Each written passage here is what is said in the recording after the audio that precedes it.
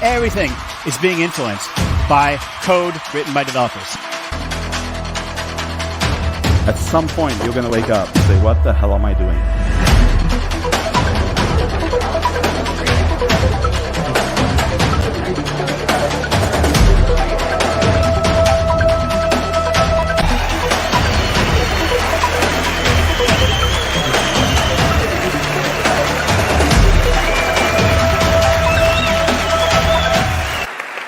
It's hard to believe. It's the largest group I've ever been in front of, I think.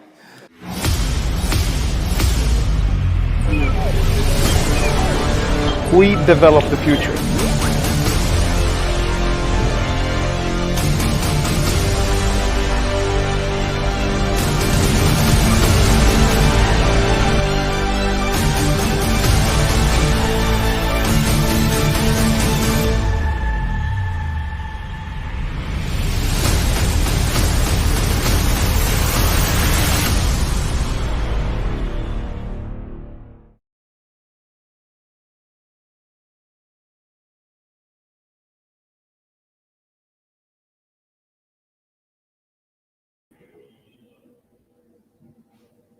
Hello everyone and welcome to the first edition of WeAreDevelopers live in this year. My name is Sead and I hope that you have enjoyed your holidays and that you have a fresh start in 2022. So what is awaiting us today? Today is the WeAreDevelopers Java Day and we have 4 sessions coming up. We will talk about the newest versions of Java, how to switch to Java 17, what are the cool things about it.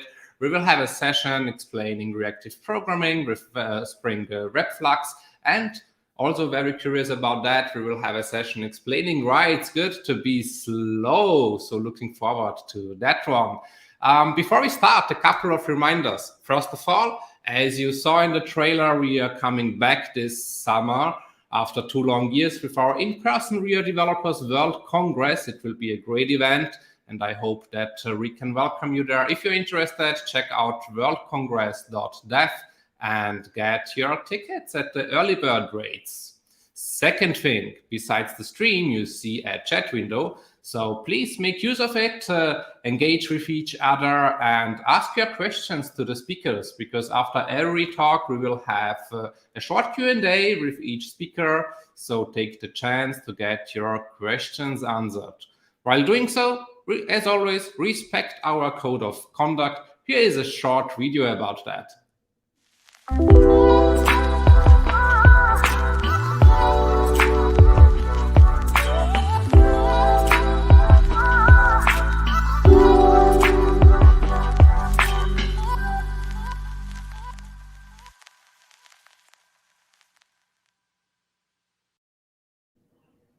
Also on the landing page of the event, if you scroll a bit down, you can see that we have a promotion going on thanks to our partner Deloitte. They are giving away a Nintendo Switch. It's a really cool console. I have it also. And yeah, you can play all the old games like Super Mario Kart and so on. So if you want to have a chance to win it, just answer a simple question. The promotion is being online for the next 2 weeks as well. So you have plenty of time to join that. And yeah, take part in the raffle. And with all of that said, let's come to our first session. So I want briefly to introduce our first 2 speakers. We have Michael and Philipp. They are both senior software engineers working at the Federal Computing Center of Austria. And Michael holds a master's degree in computer science. He has worked on various projects in the public administration sector and is currently, as I mentioned, employed at the Austrian Federal Computing Center. He's together with Philipp, also a senior full-stack developer. He has been a researcher at the Technical University in Vienna, researching on blockchain interoperability. He has worked on enterprise projects in the insurance sector before that. And yeah, they are both true experts when it comes to Java development, and they will talk about reactive programming with Spring WebFlux. So please welcome them on stage, Michael and Philipp. Hello. Hello. Hi, how are you doing? Good morning. Fine, thanks. Great to hear. So maybe before we start with the session, do you want to give us a short preview, a sneak peek into what we are going to learn from you? Yeah, today we will show you a little bit what are the advantages of Spring WebFlux and how does reactive programming can be a good alternative to the normal blocking style. And yeah, this will be the main part of sounds good. Then I would say, don't just show us a little bit, show us the whole thing. The stage is yours. Have fun, and we will see each other in the Q&A session. Okay, thank you, Siert. Good morning, everybody. I hope you already get some good coffee today, and you're now ready for our talk. It's a pleasure to introduce my colleague, Philipp, as Siert did before, and my name is Eder. And today we are talking about reactive programming and Spring WebFlux. So yeah, we are currently working for a job platform for the Public Employment Service Austria. And we do that for 1.5 years. And there we started to use Spring WebFlux in our platform. And today we want to share with you our experiences with this framework. Apart from the technical discussion, you will also learn how to manage, or respectively how to not manage, a restaurant from us. So I hope you are a little bit curious now, and yeah, let's start with the details. So what are the core differences between Spring MVC and Spring WebFlux? So the common MVC framework is since version 1 part of the Spring framework, and pretty new is the reactive stack web framework, Spring WebFlux, which is since version 5 part of the framework. So as you can see in this figure, there are main differences between these technologies. MVC uses a blocking API and a synchronous programming model, and as a thread per request model. So this means that the thread is waiting until the whole request is finished and then give the response back to the user. In Spring WebFlux instead, we are using a non-blocking API and an asynchronous programming model, and the requests are processed within a so-called event loop, which is already implemented in other languages like Node.js. So both in MVC and WebFlux, you can use, for example, the well-known Spring Web Stack technologies and everything you are familiar with it. For example, the controller annotation and much more. So in the following slides, Philipp will now present us in detail the differences between MVC and WebFlux and show us WebFlux in detail. So Philipp, the stage is yours now. Yeah, thank you, Michael. So Michael has already teased the main differences between the traditional well-known Spring MVC and the upcoming Spring WebFlux, which is available since version 5. And yeah, before we dig into the technical details, let's slip into the shoes of a restaurant manager for a few minutes and discuss two strategies how or how not to organize a restaurant. So a restaurant usually consists of a lot of hungry guests, a cook, and at least one waiter. For now, let's assume the waiter goes to the first table, takes the orders, and gives them to the cook. And in the first scenario, we assume that our waiter stays in the kitchen until the cook is finished with preparing the ordered meals. Since we have a lot of other hungry guests, we need a second waiter.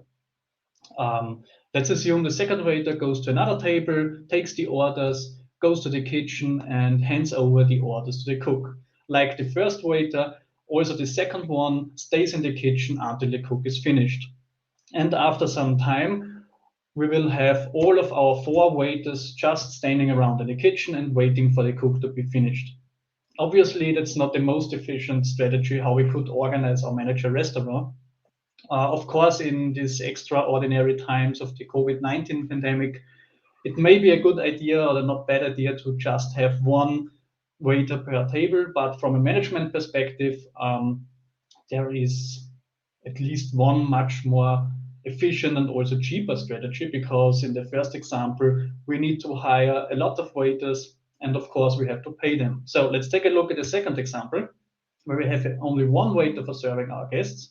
And yeah, let's suppose the waiter goes to the table, takes the orders, goes to the kitchen, hands over the orders to the cook, and the cook registers the orders. And yeah, while the cook prepares the ordered meals, our waiter is continuing with serving the guests.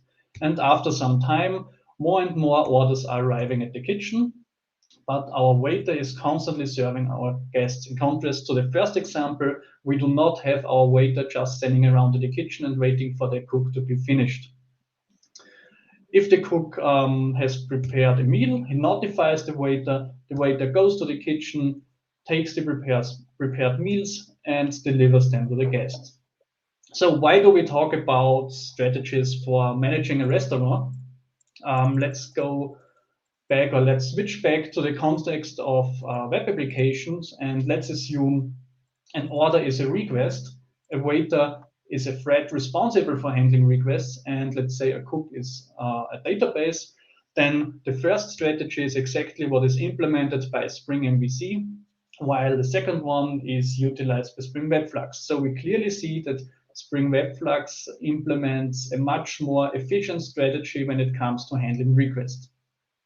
So from a technical perspective, Spring MVC utilizes a so-called thread per request model. So each incoming request gets assigned a dedicated thread, and the thread is assigned to this request until it's throughout its entire life cycle. So, and if the request involves some blocking I/O calls, let's say we have some database interactions involved, the thread will submit the call to the database and wait until the database has finished or has prepared the desired result. So our thread gets blocked while the database is working. As you can see on the figure, if we have many concurrent requests arriving at our server, we need a huge thread pool, we need many threads for handling them. And in a typical CRUD application, where we have lots of interactions with databases, we will have many of our threads just waiting most of the time for the database to be finished. And that's, of course, not the most efficient way for managing our resources, such as thread pools. And that is exactly what the Spring WebFlux trying to solve. In Spring WebFlux, we have the so-called event loop model being applied, where we have a small number of threads responsible for handling our requests. The exact number depends on the number of CPU cores you have on your machine. So if you have 8 cores, you will get 8 event loop threads for handling our incoming requests. And event loop threads are working in a non-blocking fashion. So if an API request involves some blocking I/O calls, such as database interactions, the event loop thread just submits the I/O call to the database, registers a callback handler, and while the database is preparing the result, our event loop thread can do some other work, for instance, handle the next request. If the database is finished, the event loop thread gets notified and can continue with processing the first API request and eventually returning or sending back the result to the client. So in Spring WebFlux, we have a small number of threads responsible for handling requests, and this small number is continuously kept busy. So we don't have these blocking phases and context switches. But since we have only a small number of threads for handling our requests, we need to take care that we don't block our event loop threads. So let's assume we have 8 event loop threads and we would block 4 of them that may have huge impacts on our application performance. How can we block an event loop thread? For instance, we can, if we have some data or CPU intensive tasks, or if we have some database requests, HTTP requests, requests to our file system, and the reactive model isn't properly implemented or supported at all. We will elaborate on that in greater detail later on, but for now it's sufficient to just keep in mind that we never ever should block our small number of event loop threads. From a programming perspective, Spring WebFlux follows the reactive string specification and is based on the project reactor.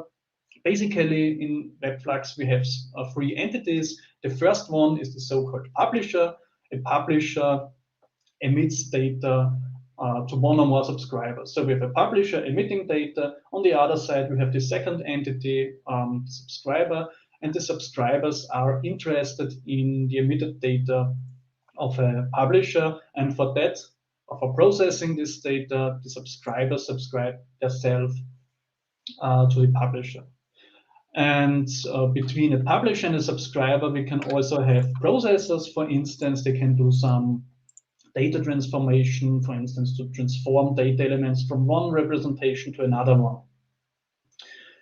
So that's the basic entities being involved in Spring WebFlux. Further, we have two types of publishers in WebFlux.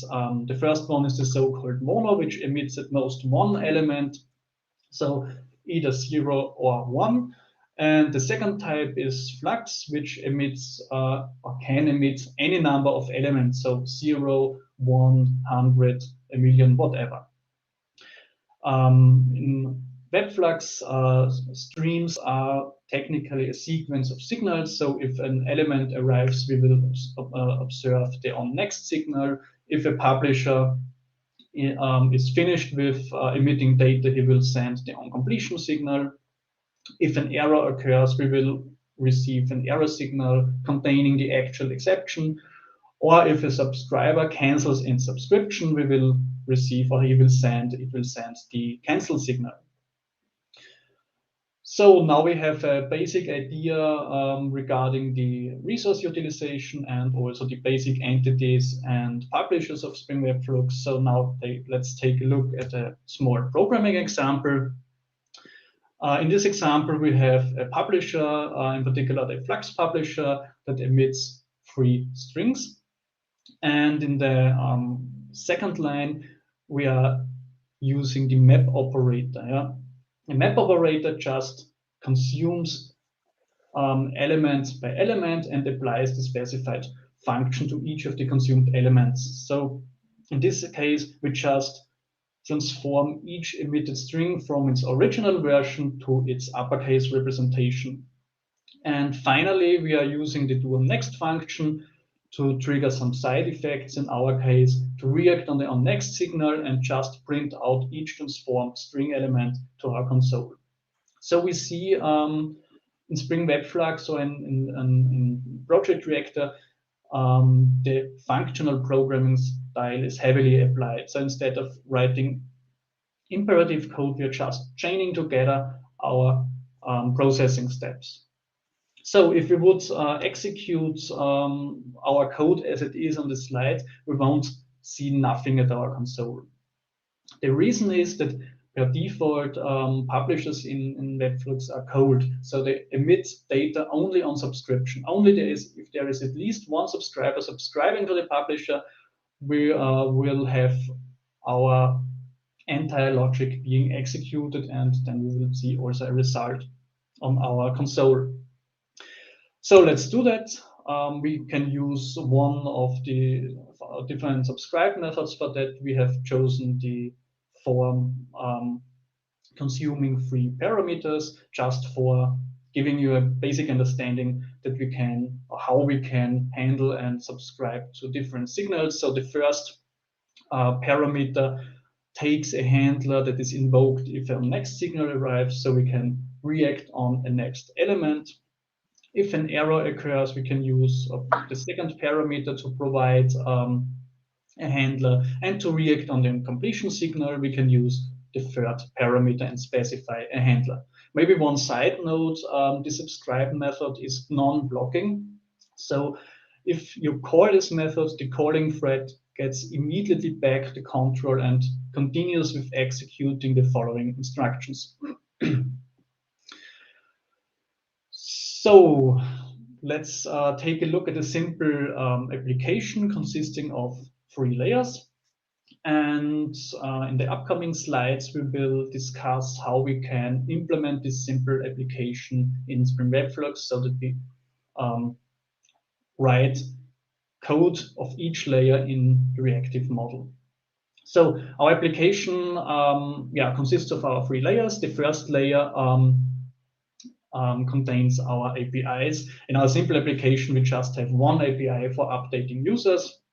The business logic layer contains our service classes. So, for instance, the actual logic, the actual code for updating users. Here it is decided what has to be done for updating a user, and maybe some other stuff we will talk about later on. And finally, we have the data access layer responsible for interacting with our data source, which is in our case just a Postgres database. For our database interaction, we use Spring Data JPA in combination with Hibernate. So let's take a look at the API layer. And I'm sure most of you have already used Spring MVC to write your APIs. So in this example, we have a simple controller class where we specify an update user method that is triggered if you send an HTTP put request to the path users, and the body has to be, or the MIME type of the body has to be of application JSON. So I'm sure most of you have already seen these annotations, and now let's take a look at the method body. Since we have our business logic layer, we just forward our consumed request body in the form of a DTO to the user service, or in particular to the update user method of the user service. And the user service just returns the updated user model. And since we want to return the updated user as a DTO representation, we convert into the second line. We just put our model into our conversion service, convert the model to the DTO, and finally return the response entity containing our updated user DTO. So it's just a simple API invoking some business logic, converting the result into a DTO representation, and sending back the result to the client. So how could we write this API in Spring WebFlux? If we take a look at the annotations, nothing has changed. So we can reuse the well-known controller annotation and the mapping annotations as we know it from Spring MVC. But considering our method signature, we see that instead of directly specifying the DTO as input parameter or the response entity as return type, we use a publisher, in our case a mono, since we want to consume at most one DTO as input and return only one response entity. So that's the main difference when we consider the signature. When it comes to write the method body, we have already seen an example in one of the first slides where we apply the functional programming style. So we just take the input mono, which emits or which contains our user DTO, and chain together the operations that we want have to be executed if someone subscribes to the mono. So we have first, as we did it in our Spring MVC example, we call our user service. And at this point, we already assume that our user service is already reactive. So instead of directly returning the updated user model, our service returns a mono that emits the updated user model. And that's the case why we use, or the reason why we use flat map instead of map. So the simple map operator, we have already talked about it, just consumes an element, transforms it into another representation, and forwards this representation to the downstream operators. A flat map nearly does the same, but instead of consuming a single element, it consumes or takes as input a publisher, in our case a mono, extracts the emitted user model and forwards it to the to the map operator. Yeah, and at this line, as we did it in the previous example, we just put our updated user model into the conversion service and wrap it into the response entity in the second map operator. So we just construct mono and we return this constructed mono to our caller. As you may have noticed, we don't explicitly call the subscribe method.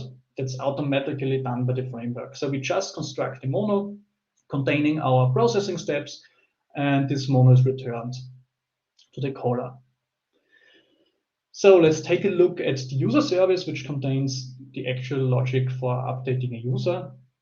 In our example, we assume that we have a user table in our database containing our users. And further, we assume that we have some kind of history for tracking user changes. And each time we update the user, we want also have updated our user history. And that's why we need to execute both DML operations within a single transaction. And that's the reason why we use the transactional annotation on our update user method. So first of all, we fetch the user from the database, change some attributes like the name, write back the updated user to the database, and call the update history method. And finally, return the updated user. So how could we write such a method in Spring WebFlux? The first idea that maybe comes to mind would be just to wrap the result into a mono and to execute the actual statements within the mono. We have already talked about the resource utilization of Spring WebFlux, and at this point we said that we should never ever block our event loop threads. So let's take a look again at our controller. So each statement we specified in our controller method is executed by an event loop thread. So as a consequence, also our user service or the update user method on our user service is executed by an event loop thread, which means that all of our statements here are executed as well by event loop threads. And if you remember back, we said that we should not block such event loop threads. But we have two blocking IO calls. Since at this point our API layer is now reactive, we currently are making our business logic layer reactive, but our data access layer is still blocking. So we need to make sure that we not block our event loop threads by invoking database invocation, in particular by invoking our Spring Data repositories. So how can we solve this? We just can subscribe on another thread pool. So we specify that these instructions, these statements are no longer executed by an event loop thread. Instead, they're executed by the bounded elastic thread pool. Okay, so now we're no longer blocking our event loop thread, but how about the transactional annotation? In the first coding example, we have seen that Spring WebFlux comes with an asynchronous nature. So the actual mono or flux, as the publisher, is executed only on subscription. So only if there is at least one subscriber, the code gets executed. And when we annotate a method with the annotation, with the transactional annotation, Spring will produce a code that looks like the snippets on this slide. So first, the transaction is opened, then the annotated method is called, in our case, the update user method. And after the call has, or everything went fine, or everything was fine, the transaction is committed, or in case of an error, the transaction is rollbacked. So, and because of the asynchronous fashion, we here get, at this point, we just get the constructed mono. So if we call the update user method, we just get a construction of the mono without the actual execution being happening. So that means that if the Spring proxy commits the transaction, the actual execution didn't happen already. So we construct the mono, commit the transaction, and later on the execution happens. That means that our transactional annotation in our example becomes useless. How can we solve this? We can integrate or move the transaction handling into our code so that we open our transaction on the execution or when the time of execution. So if there is a subscription, then before we execute the code, the transaction should be opened, and after all steps have been finished, we close the transaction by either committing or roll back our transaction. So in our example, we open the transaction, do our user update, do our history update, and if everything goes fine, we commit the transaction, or if there is an error, we do a rollback, or if a subscriber canceled its subscription, we perform a rollback as well. We can do that by using the well-known platform transaction manager provided by the Spring framework. This is a small code snippet how we could open a transaction. We just can use the default transaction definition, which allows us to specify some attributes such as the isolation level, propagation behavior, and many more.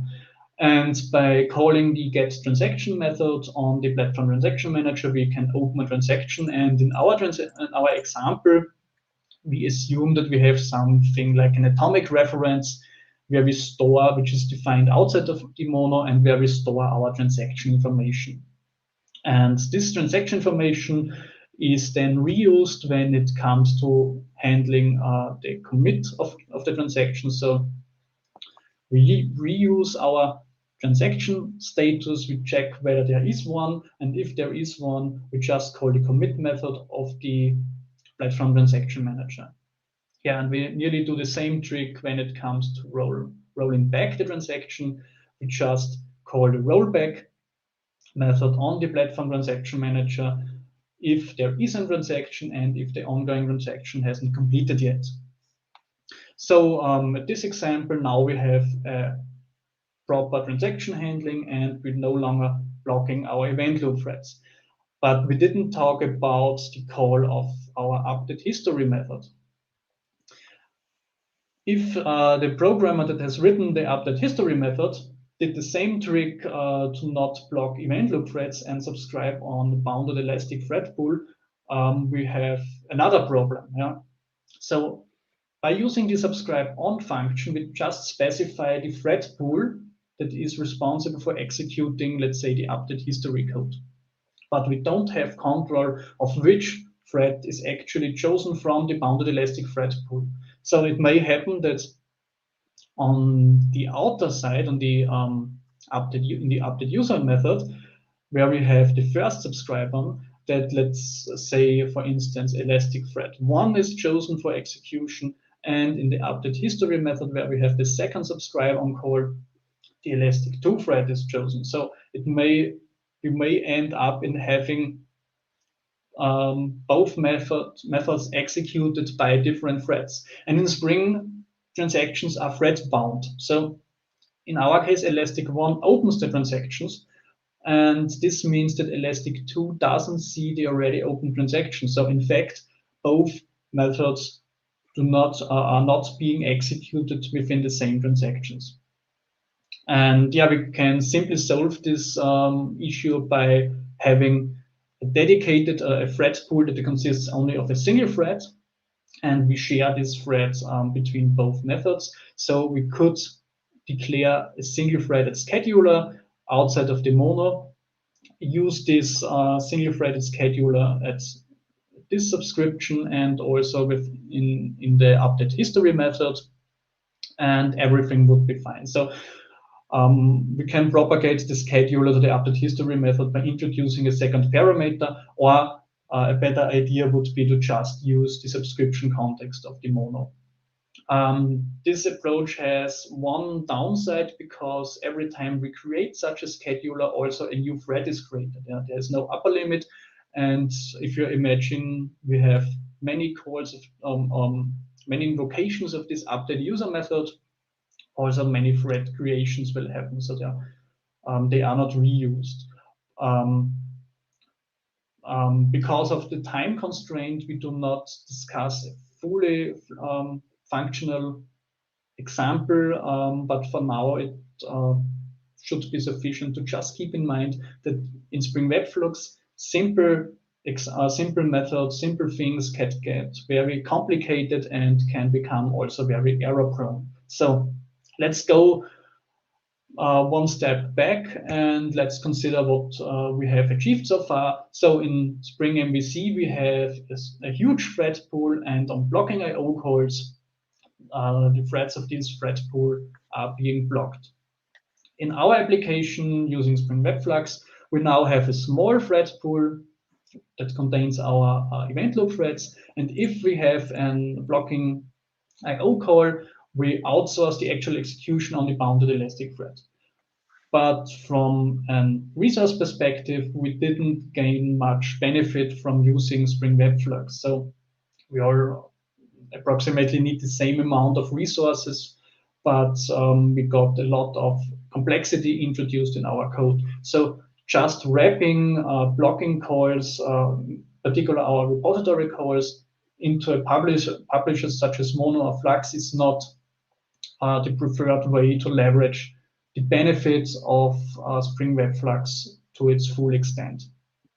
And yeah, why do we not just make our data access layer reactive? If you remember, a data access layer relies also on libraries and frameworks, and to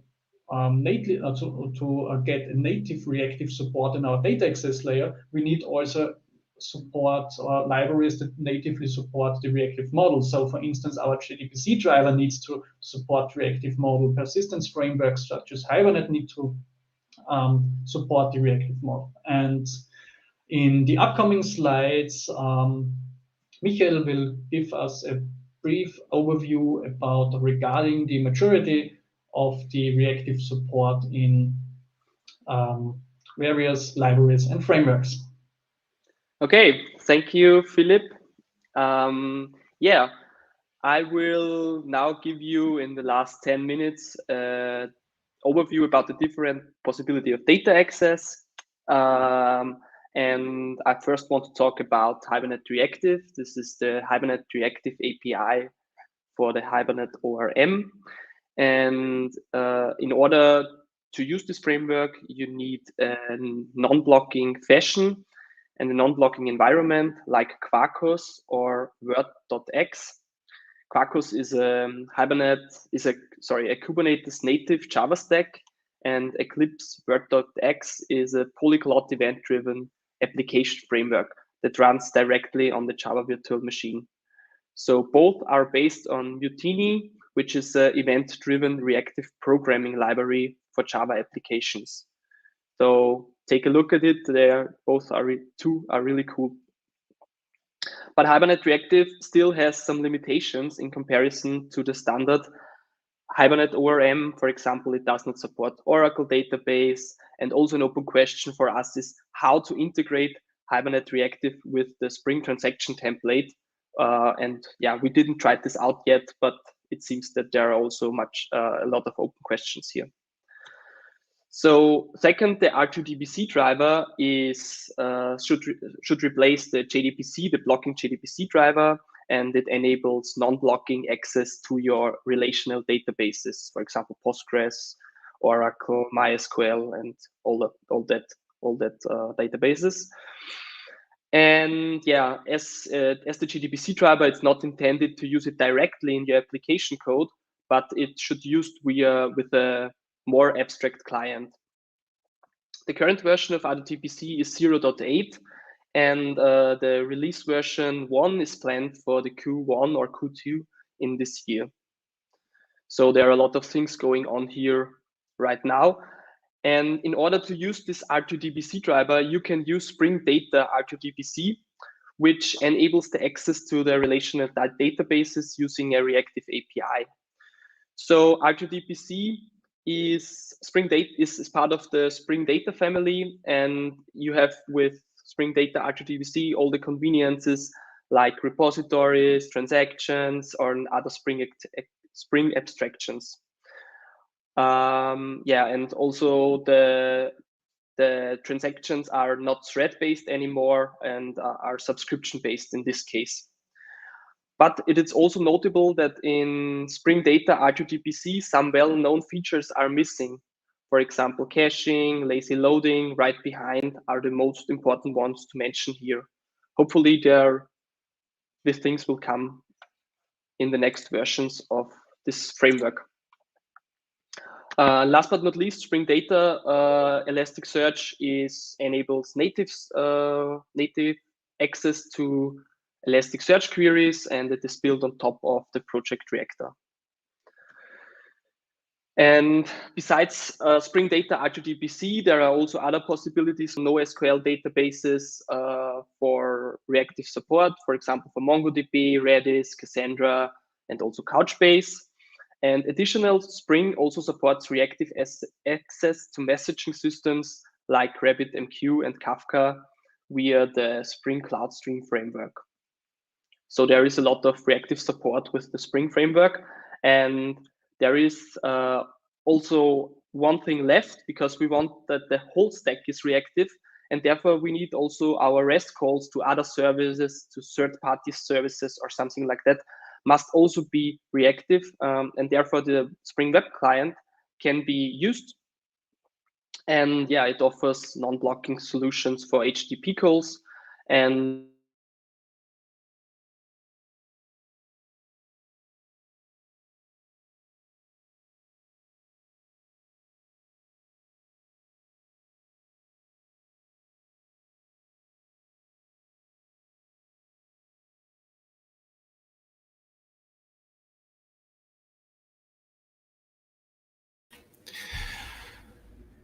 Hey guys, I think Michael lost the connection. Philipp, maybe you could move on until we maybe get Michael back into the stream. Yeah, of course.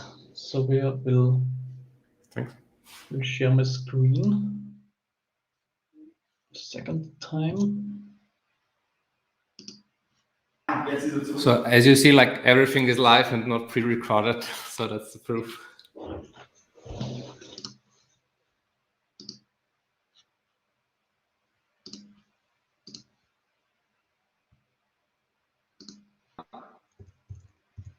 so I'm back online. Sorry, I don't know what's happening. Yeah, I'm talking about the Spring Web Client, and can you see it? I think everybody can hear me now. Yeah. Yes. Perfect. Okay. Let's go Thanks. on. Yeah.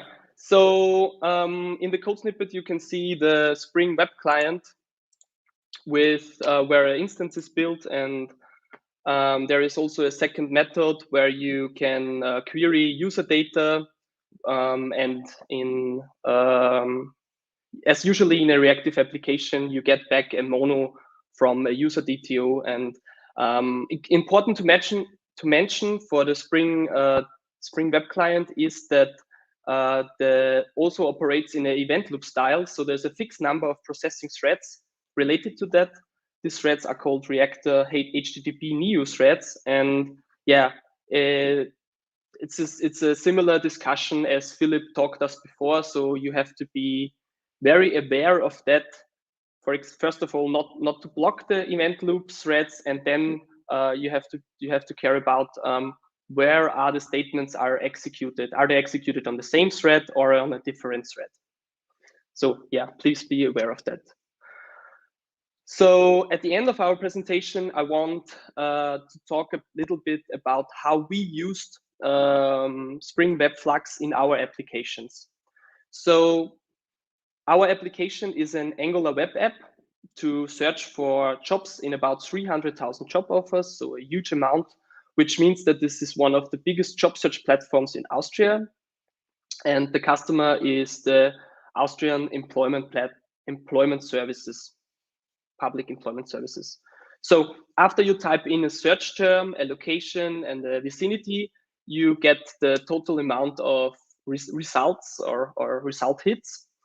And you also get a preview of the results from Elasticsearch. So this both informations come from the backend, and the backend retrieves it from Elasticsearch. A second use case is the detail view of a job offer, which is made available to the user after selecting a job offer. So here the detailed data of the job offer is selected, or by click, and the detailed data comes from the Postgres database, and also other data on the page, and especially the descriptions for that come from other microservices from our system via web client, Spring Web Client calls.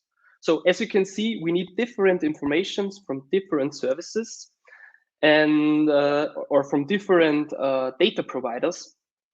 And how this looks like from a conceptual or architectural view, I want to show you in the next slide. So this is our so-called hybrid model, because we have a fully reactive access from the API to the business logic, but from the business logic to the database, we have a blocking part, because we do not use R2DPC or Hibernate Reactive. For over one and a half year, we decided that we want to use Spring Data GPA, because none of this reactive data access framework seems mature enough for us. And yeah, but can you remember Philipp's famous words? Don't ever block event loop thread. So therefore, we need to take care of that, and we applied exactly the outsourcing techniques which were presented by Philipp the slides before. We made some utility classes so that it is a little bit more convenient for the developer, but due to the time constraint, we cannot show you the whole utility service which we were writing, which we were implementing here. So yeah, for Elasticsearch and for the Spring Web Client, we can use the native reactive access, and we do not have any problems with that, and this works wonderful. So yeah, and now our last slide, and I think we are really good in time. So I just 1 minute to sum up our presentation. So the advantages are Spring WebFlux provides really good resource utilization and also faster response times. But on the downside, Spring WebFlux introduce much more complexity in comparison to MVC, or can introduce more complexity, as Philipp showed with his coding examples. But if you use Spring WebFlux in your team, or you want to use Spring WebFlux in your team, you will have a steep learning curve. You will learn a lot about transaction handling and correct threading, and yeah, and a lot about asynchronous programming, which is very important nowadays. And yeah, last but not least, the main takeaway from today should be that when you use Spring WebFlux, your entire stack should be reactive. That you will never ever block the event loop threads, and you will have a lot of fun implementing Spring WebFlux if the entire stack is reactive. So hybrid approaches like us are possible, but they are complex and also error prone. So thank you very much for your attention. If you enjoyed, I hope you enjoyed our presentation. And if anybody made experiences with Spring WebFlux or Hibernate Reactive or R2DPC, please do not hesitate to get in contact with us, drop us an email. And yeah, we would like to hear from you. Thank you. Michael, Philipp, thanks. That was a very, very good overview. So thank you very much for your session. I'm sure people have enjoyed it. We do have some questions. We are a bit short on time, but just enough that we go through them. So let me just pick the first ones. Luisa is asking, can you please elaborate a bit on thread safety?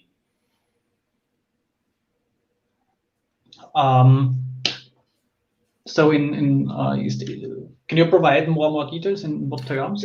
This is the question, but maybe just from a general perspective, like is WebFlux or Web Client, is it thread safe, or maybe you can say a couple of words about it. If we go back to one of our examples, and in general, thread safety is a very hot topic, as Michael already said. Or if you take a look at our transaction example, if we want to have our code executed by exactly one and the same thread, we need to take care that thread execution isn't changed through some library, for instance, the web client.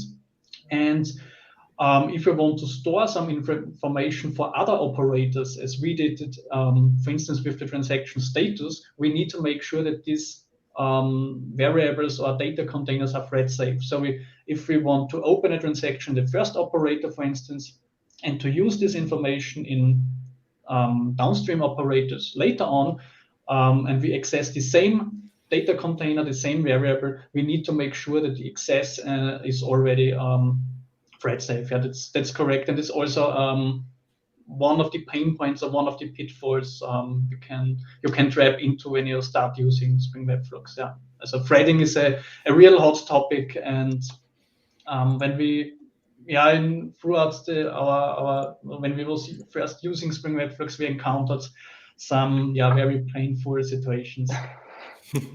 Okay, thanks, Philipp. And Luisa, I hope that answers your question. If not, then just drop us the next question in the chat.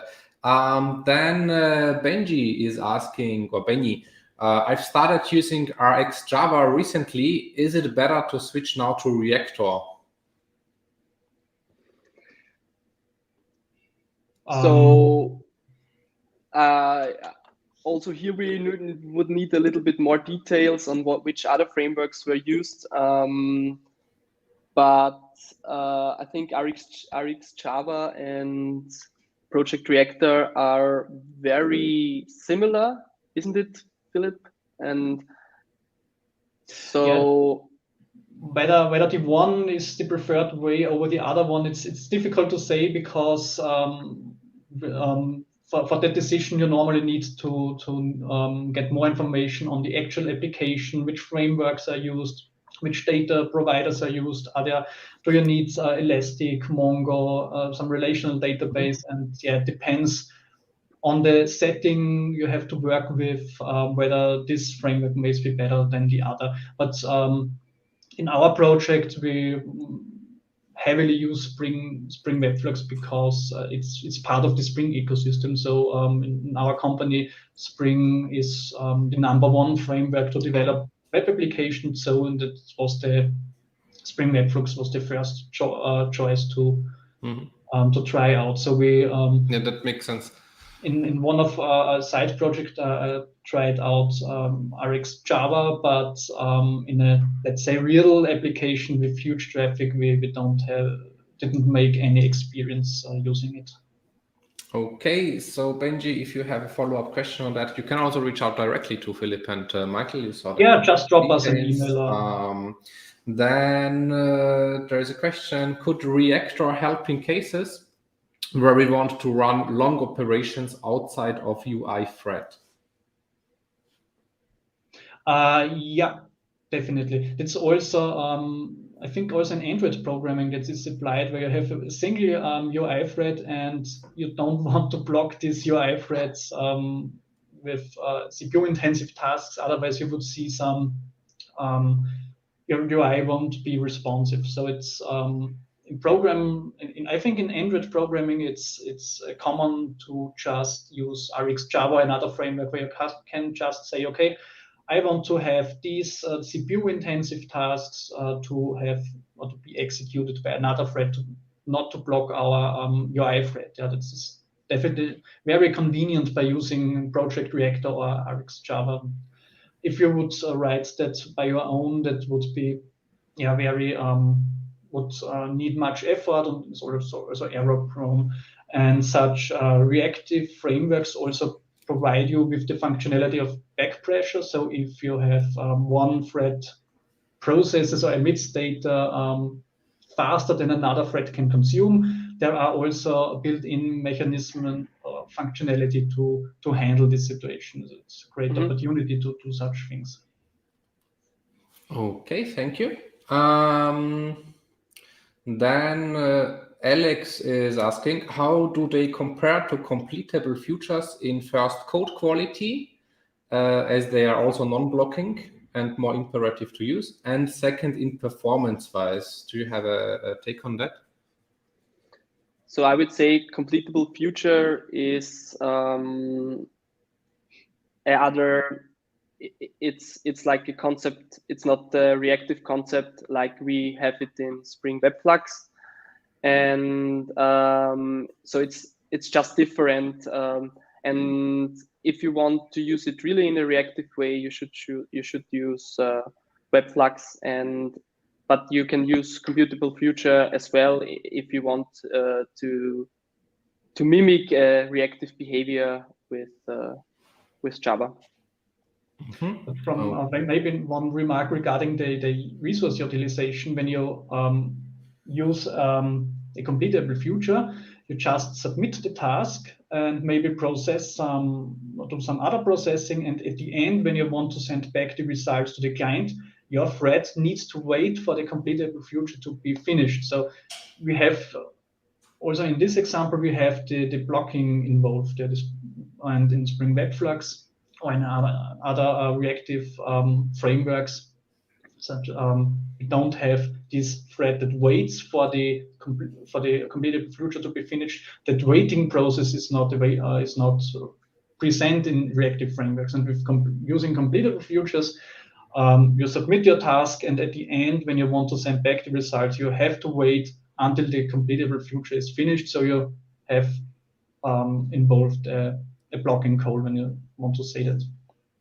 Okay, thank you. And then let's take a last question before we close the session from Vince. He's asking concretely about your project with the AMS. So you mean that the Angular frontend service returns an observable, but that happens only with the event loop, and scheduler return the mono. What about stalling the application? Stalling? Okay. Maybe the question relates to whether you have to do some changes on your Angular application when you use Spring WebFlux on the backend. Probably, yeah. So you do not need to make any adaptations if you use Spring WebFlux in your Angular application. So we make our Angular clients with the OpenAPI framework. And so we get our clients generated by the framework, and we used it, and yeah, we get the observable back, and we subscribe on the observable in the Angular application. Okay, thanks. Okay, that was a quick one. So let's take a very last question, maybe also with a short answer. Like, can you say something about your experiences with debugging reactive applications? A question from Alden. That's a very good question. So the best one for the end. Yeah. So probably he has also made experience with, but this holds true for all reactive frameworks. So this holds also true for Angular applications or Node.js application. It's difficult to debug because every call is another thread, and you need to do debugging with a more, it's more intensive than in a blocking style, but with our tools. So IntelliJ, so we are working with IntelliJ, and there are a lot of features which helps us to get the right spot where we want to get more information on. Okay, sounds good, and I'm sure that will improve over time. Yeah. Philipp, what do you want to say? Also the stack traces can become very misleading. So in a blocking style, you have a stack trace, and you see, okay, this and this and this step was executed, and you also have the order. And in Spring WebFlux, it's sometimes very difficult to figure out what actually was going wrong, or what actually happened, or what was the execution order. So stack traces are in Spring WebFlux or in the reactive model are not always providing that much information. Yeah. Okay, thank you, Philipp. Thank you, Michael. You have been wonderful guests, and for everyone, like if you still want to know something about Spring WebFlux, just reach out to them, or if you are maybe even interested to work together with them, also reach out to them. I'm sure they have some job openings at the Austrian Federal Computing Center. So thanks again. Hope to see you in the future again with also other sessions, and enjoy the rest of the day. All good for the future, and see you. Thank you, Siad. Bye-bye. Ciao. Bye. Have you found your dream job as a developer? Or are you stuck in an unfulfilling job? On WeAreDevelopers.com, you find over 1,000 jobs in Europe that fit the tech stack that you want to work with, and salaries go up to $130K. All you have to do is create a free profile, and you automatically get matched with jobs that fit your requirements. So what are you waiting for? Create your free profile and let companies apply to you now.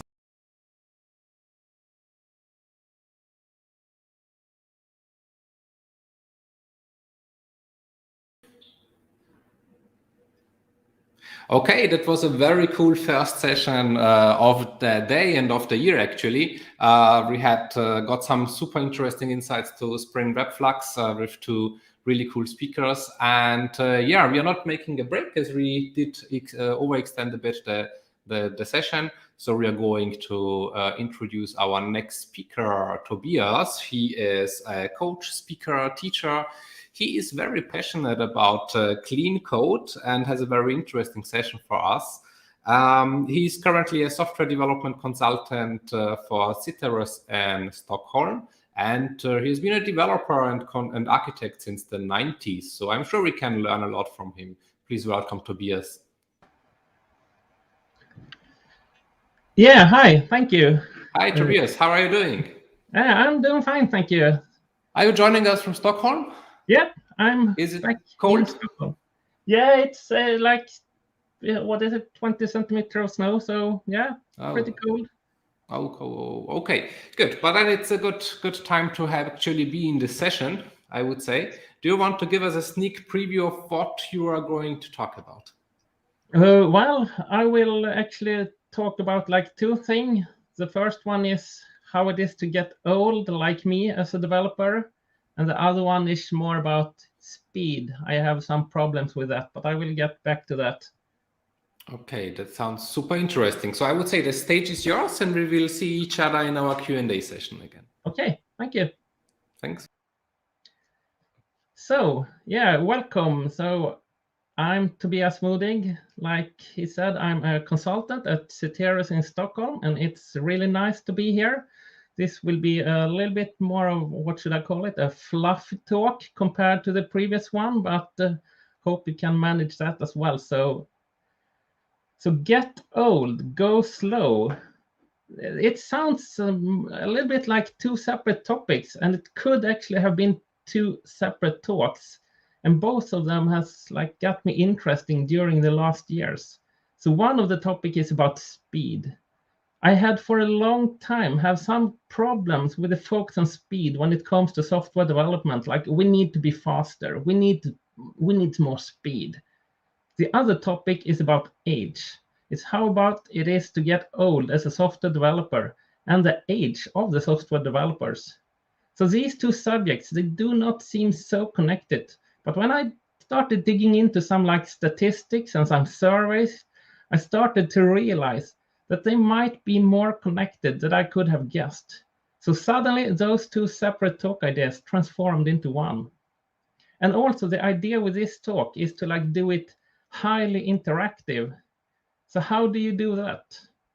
In normal cases, we can always go to, the like turn to the person next to you, but it's pretty hard under these circumstances. And also like we developers, we hate that anyway, right? Like talking to others. So I decided to go with an online poll.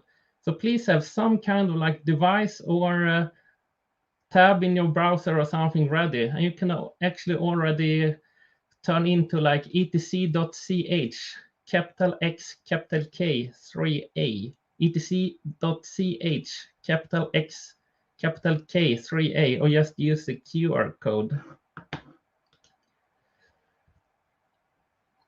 So let's start with the aging.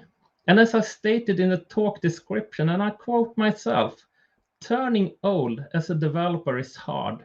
It is hard to stay relevant, hard to keep up. with a competition of newcomers and hard to know all of those new frameworks, tools, languages, and practices. So like 15 years ago, I worked at a big travel company here in Stockholm, and we were like 15 people working with a public website, and we were placed in this big room.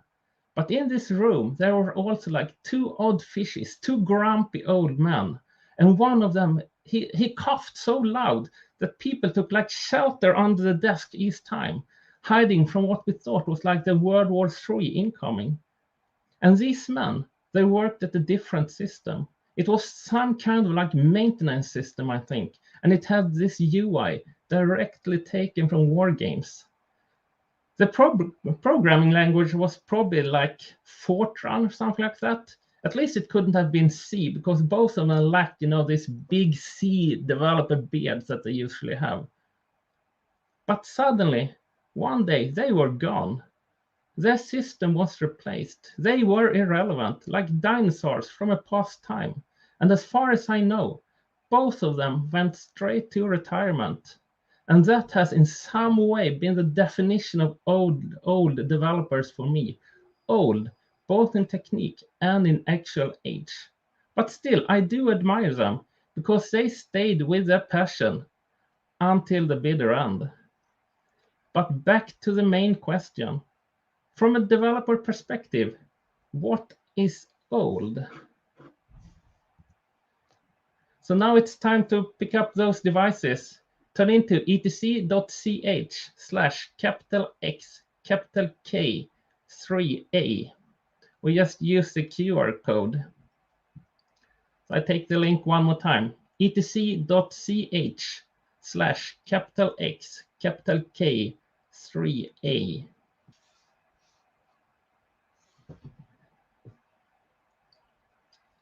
So yeah, this was just like warm-up question. If you could kill a Star Wars character, what would it be? So yeah, I like that most of you at least don't like killing. And also you that really want to kill someone, Jar Jar Binks. I really appreciate that. Stupid character. 3 of you would like to kill Yoda. That's not good. I will just give you a few more seconds to find the link. So etc.ch/X3A. Or just use the QR code.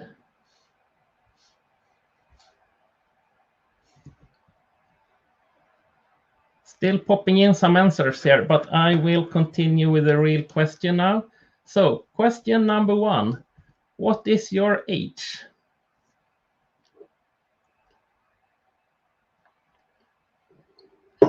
So we have a big lead for 31 to 40.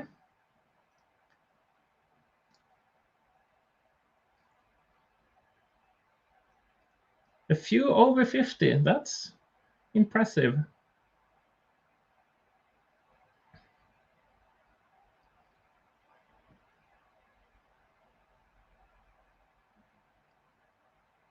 So the vote's still popping in, so I will give it a few more seconds.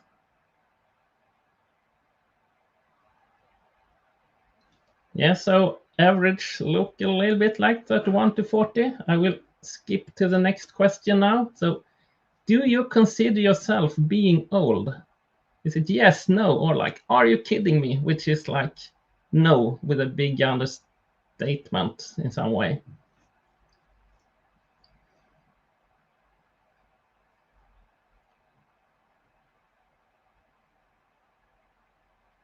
Still quite a big lead for the no side, but yeah, a few yes as well.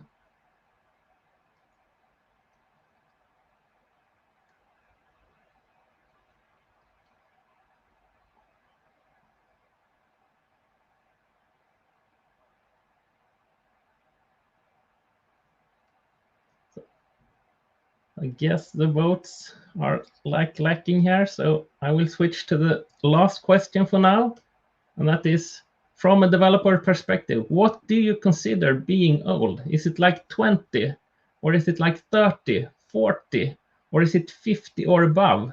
Or are you that kind of person that thinks that everyone who is older than you is old, but you will never get there? So is it like your age plus one? Or is it more like age is a mental thing, not a physical?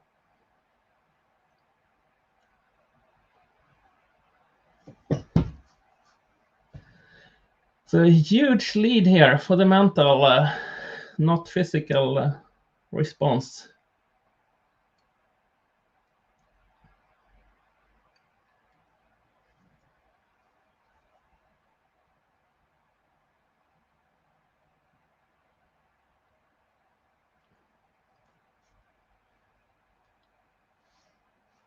So we'll get back to the presentation. And so compared to like the average developer, I think this crowd was a little bit older when we had like the average on 31 to 40, because according to a Stack Overflow survey, the average age of software developers is actually 28. 75% of us are below 35. And India have the youngest developers with an average of 26, while Australia are the oldest. They have an average a little bit over 32. So I have also cross-checked these results with some other sources, and it showed more or less the same result. And to me, this sounded pretty young when I heard about it. So I started to compare it with some other professions. So of course, this is a little bit like comparing apples and oranges. So please don't take this number as an like exact truth, but I'm sure it's at least accurate enough to give some kind of like perspective comparing developers to other professions. And also all the numbers I present are actually like pre-corona, mainly from 2009 and 19, since I thought it was a little bit hard to like draw a conclusion over what happens the last years. So I started to compare this age, like 28 for developers, with other traditional professions, starting with teachers. What are their average? And it actually showed up to be like the meaning of life for you who know you're hitchhiking. It's 42. They are almost 15 years older than us. That's like a huge difference. But how about medical doctors? And no surprise there. They are even older than teacher, 51. So 42% of them are over 55. Project managers, well, this would be an interesting one because they have more or less, I guess, the same level of education as us developers. And they work in like the same wide area of sectors. But it turned out that they are the same age as teachers, 42. So they also beat us with like 15 years. So I continue checking a few more like common jobs and getting more or less the same result. So I started to realize that I wouldn't find professions that demands a higher level of education that have an age profile that look like software developers. So I continue with some professions that don't demand those years at the universities, like taxi drivers, for instance. But oh my, they are even older than teachers. They are 47 in average. So I needed to go lower. So I went to the bar. How about bartenders? And now we're getting closer. But still, they are like 6.5 years older than us, with an average of a bit over 34. And how about their like colleagues at the restaurants, the dishwashers? They are also 34. That's a real bugger because I really wanted to find something by myself that was younger than us developers, not just like cheat and read the top of the statistics. But then I remember this tweet I saw. Minecraft players. How old are they? And they actually turned out to have an average of 24. We beat them with 4 years. That's not bad, but still, it's a bigger leap between being a software developer and a bartender than it is between a developer and a Minecraft player. And also, like Minecraft, it is not really a profession, right? But then I got it. You can always count on the US military, right? And they are actually younger with an average of 27. But it's also not a profession, it's more of an employer. So this includes everything from like 5-star generals to pilots to tank drivers. So I expect, like, for instance, a cannon fodder to be even younger than 27. And also sports professionals, for instance, professional football players, they have an average of 26. So we beat them as well. And when cheating with the statistics, I found a few more that have a lower average, like lifeguards, for instance. But still, software developers are one of the youngest working people in the world. And when taking the level of education under account, we are definitely the youngest. But still, age, that's just one thing. What's even more important to me is how long do we tend to stay with the profession? So back to you. Pick up those devices again and we check what you think. So just how many years of experience as a developer do you have?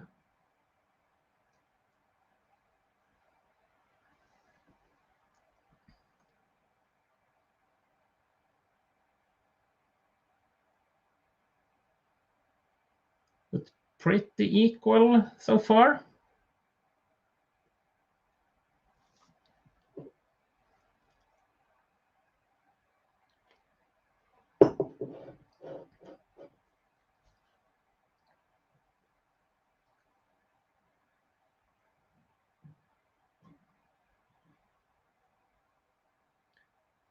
So we have a quite big lead here for 6 to 10. Otherwise, it's quite equal between the lower ones and the higher ones. So looks pretty even there. So still popping in a few answers.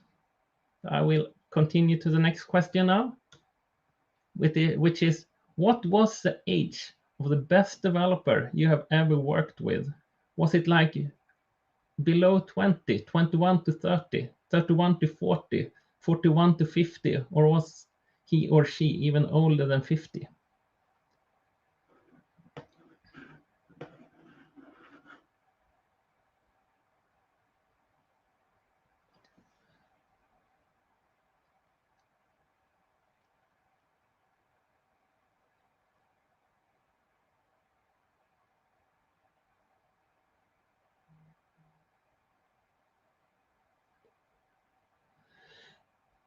(31 to 40), quite a big gap there to the runner-ups.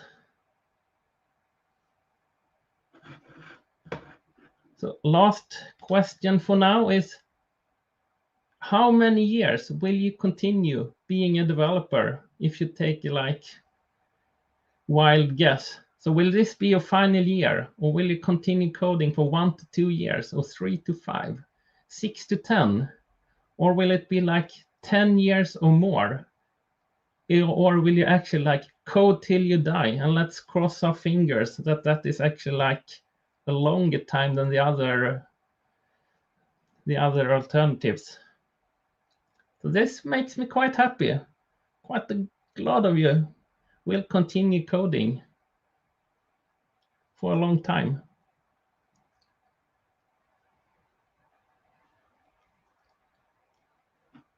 So getting back to the presentation, I think in this case this audience, it reflected other surveys quite well, because the expected number of years to stay as a software developer is 8. And I would say that that is not good. We are replacing the tribe, the developer tribe, way too often, throwing competence at the scrapyard. So people seems to use being a developer as like a bouncing pad to other professions. Or are people like scared away? So back to you again. What make developers quit? Next question. What do you think will make you quit as a developer? Do you think you will be burned out? Or will you like get a promotion, changing role in some way? Or do you think you will code until retirement? Or will you lose your spark? Is it not fun to code anymore? Or will it have with like the aging and it's hard to keep up? Or are you that kind of person that hope that you will win the lottery and then you will stop doing this? Or do you have some kind of like totally other thing that will make you quit?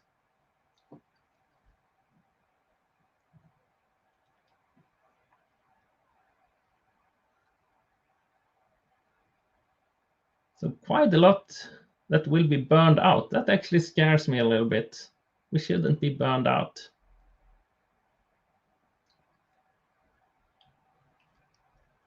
Now promotion, changing role is increasing. So yeah, quite the 3 in the top there. So back to the presentation again.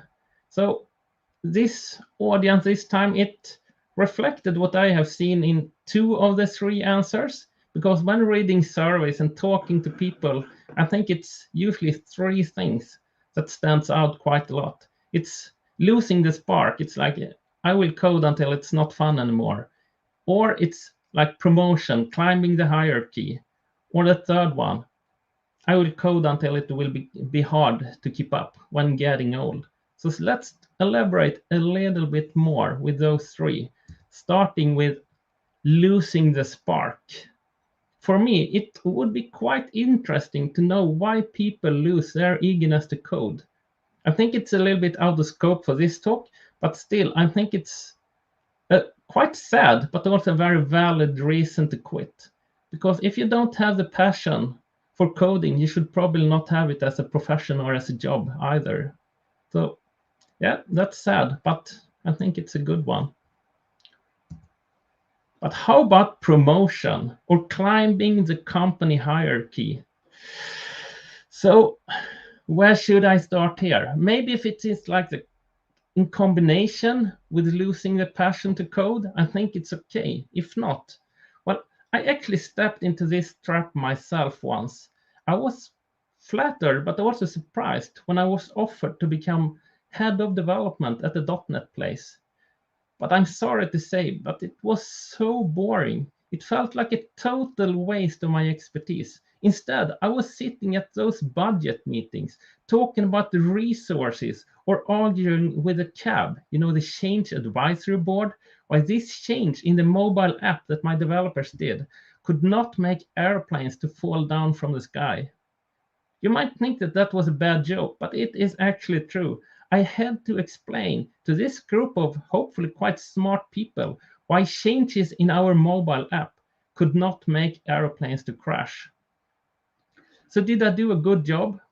Well, I think my teams liked me, and I was pretty good guarding them from the insanity of company administration, but I was probably not as good from other point of views. And I guess we all have seen this. Just because someone is a great developer, that person will not be a good manager, or a great project leader, or an amazing boss. I would say that the opposite is probably just as common. And there is actually a term regarding this, stated in the late 60s by Lawrence J. Peter and Raymond Hull. It is called the Peter Principle. And the Peter Principle states that the person who is competent at the job will earn promotion to a more senior position, which require different skills. But if the promoted person lacks the skill required for the new role, then they will be incompetent at the new level, and so they will not be promoted again. So people will be promoted until they reach the level of incompetence, and there they will stay. And this will eventually lead to the Peter's corollary. So in time, every post tends to be occupied by an employee who is incompetent to carry out its duties. So according to the Peter's corollary, we have companies where more or less everyone is incompetent at the job. Of course, it's a little bit satirical, but to me, it's got quite a lot of truth in it as well. And there we have the expected software developer lifecycle, where people start as developers, moving on to team lead and probably some kind of like project leaders. And finally, some of us reach nirvana and become some kind of managers. To me, that's mostly like moving people from being competent to being incompetent. So we have known this for like 50 years, and still this is one of the most common reasons for developers to quit. There is actually a course in turning from developers to manager at Pluralsight. I think this is whacked. We really need to address this. We need ways to make a career and continue coding. So if any manager is seeing this, could you please stop transforming your 10x developers into like 0.4x administrators? Instead, give them a decent salary, reward them continuously, and let them keep on doing what they do best, to write code. And you developers who think about changing career, please stick with your passion. Believe me, I know it is not worth it if you don't have the passion for it. But how about the third big reason to quit? Getting slow. When it's hard to keep up. Is it a problem to get old as a software developer? I mean, maybe Zuckerberg were right. Young people are just smarter. So are we over 40 like dinosaurs ready for extinction? Well, I might be biased here, but I would say that he is wrong. I mean, Newton was 44 when he published the Principia, and Röntgen was about the same age when discovering the X-ray. And most Nobel Prize winners these days look more like American presidents than developers, right? And also, if you check back to that like best developer you have worked with, Paul, I think that like in the 40s was the most common answer from this audience. So that's at least older than the average 28. But still, I think that we oldies, we need to remember to stay relevant. We can't get like comfortable in what we are doing. So we shouldn't paint ourselves into the corners like the old man that used to like cough at my previous place. So when turning old, don't niche yourself too much. Try to be a generalist as well. But how about the slowness? Well, I would say that slow is good. Don't think about this as something bad. Slow is good. We need to slow down. In one of my older talks, I quickly mentioned that slowing down is something good, and that thought started to grow on me. So I started to investigate it a little bit more and found out that way smarter people than me have more or less the same idea. Like these tweets from J.B. Rainsberger, worried that TDD will slow down your programmers. Don't. They probably need slowing down. Or this one, also from JB. Sooner, not faster. Slow down to avoid making rash commitments. Or how about this one from Lemmy? Going fast without control could be the biggest enemy of software development. So what is speed? What is fast? What is slowing down? I think that too many people mix up rushing with speed. People want us to be like Usain Bolt. You know, Usain Bolt, the fastest man on earth at 100 meters.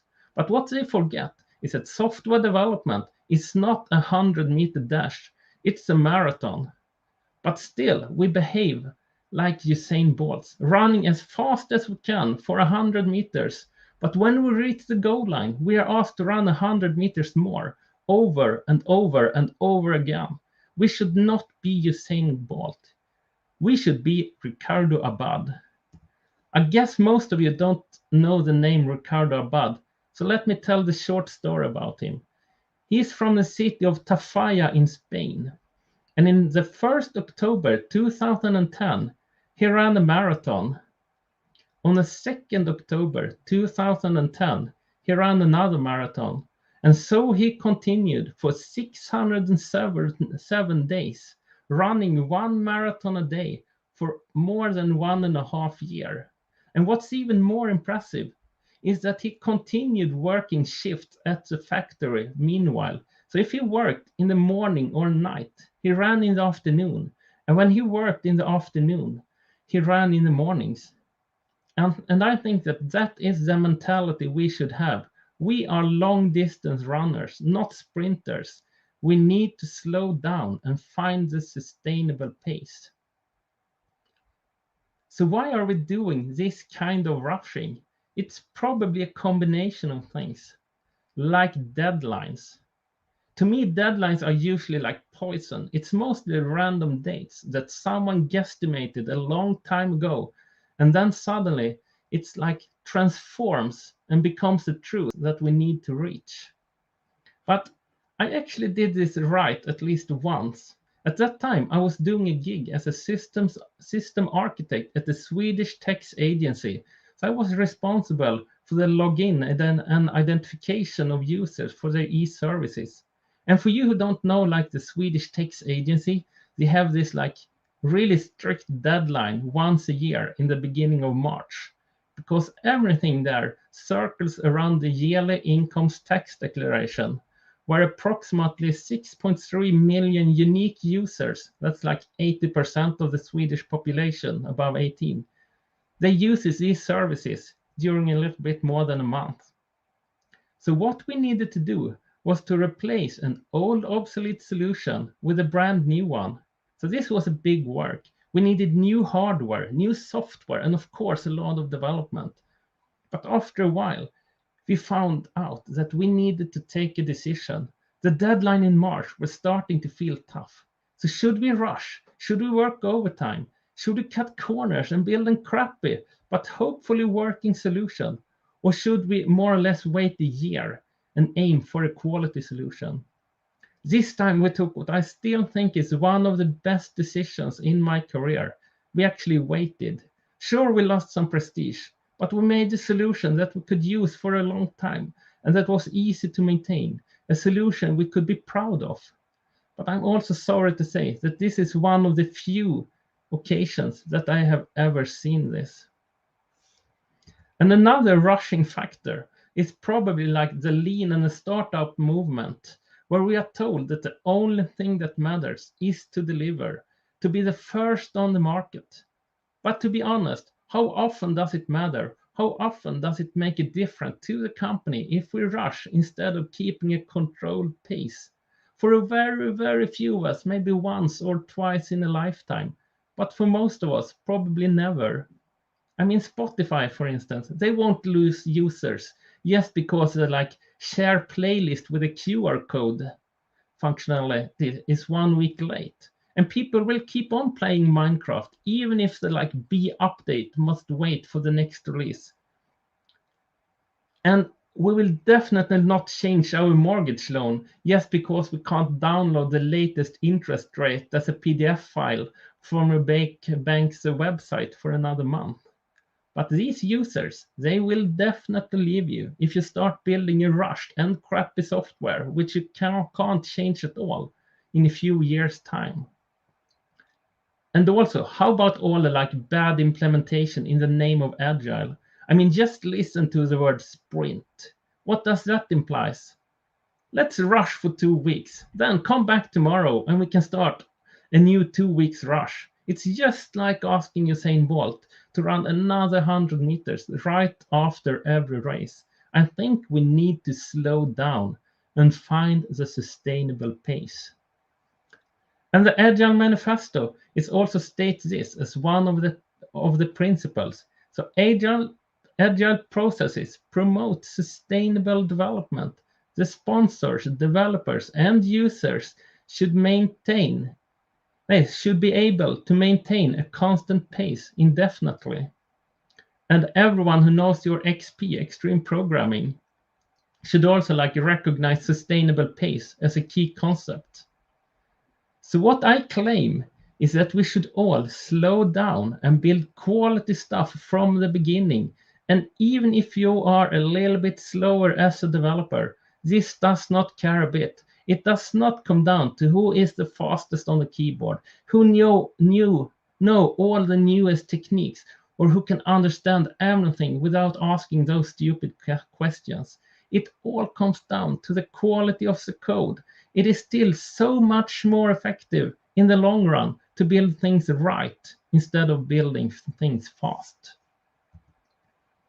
So Uncle Bob, Robert C. Martin, he says that if your software is getting harder and harder to develop, you are doing something wrong.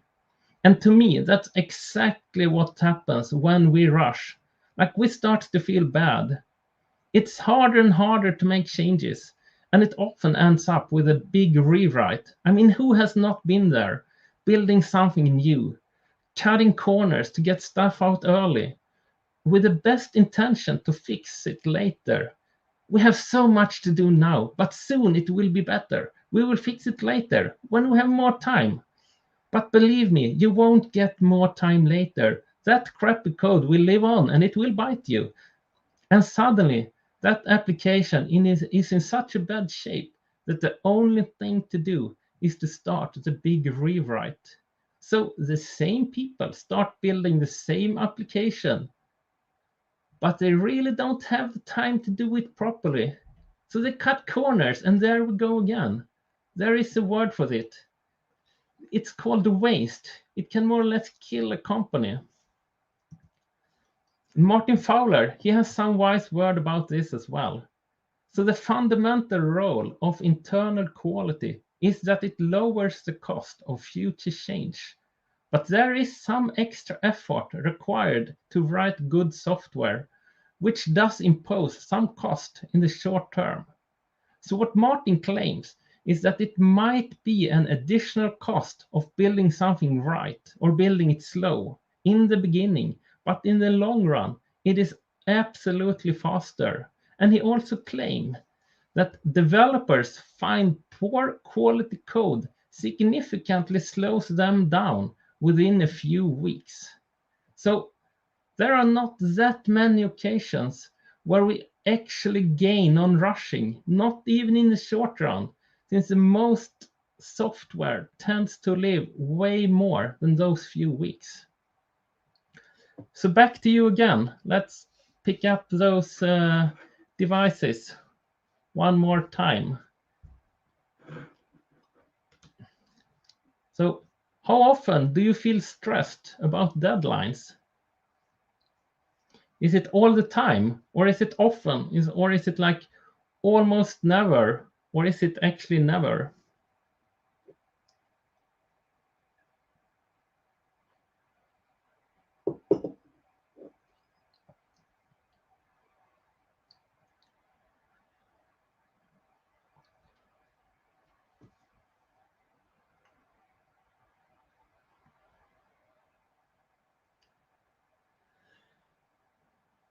So yeah, this looks a little bit sad, unfortunately. All the time and often are definitely the two most common answers. Let's give it a few more seconds.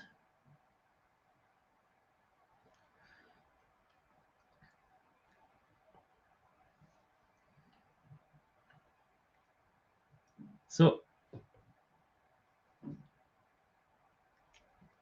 just 10 answers so far that actually don't feel stressed about deadlines. I will skip to the next question now, which is, how often do you cut corners, take shortcuts? Is it all the time, or is it often, or is it almost never, or is it actually never?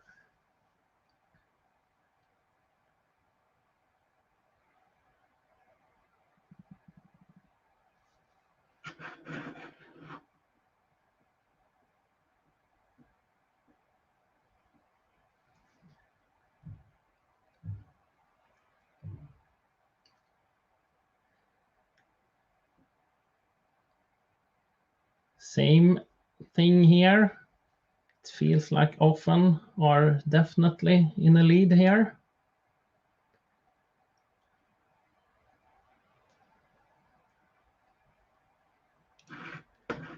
So I will skip to the last question for now in a few seconds. Yeah, I guess we are done there. So third and final question for now. So why do you cut corners? Is it like pressure from the management to deliver? Or is it pressure from the team to deliver? Or is it actually like more pressure from yourself to deliver? Or is it more like that quality is actually hard? Or is it more like boring or unnecessary? Or do you have something completely different? Then you go for the other.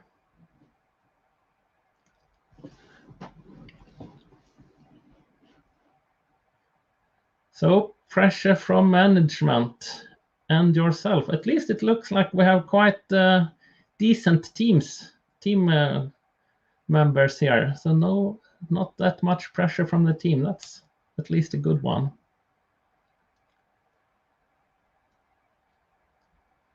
So we'll get back to the presentation. So I would say that the answer we saw there, that was quite sad, actually. Like a lot of pressure to deliver. We feel pressured from the deadlines. It's hard with quality. And I believe that the cure for this is to slow down. I believe we should stop focusing on speed and start focusing on quality. So we should stop behave like those raging bulls and instead slow down and take the right decision.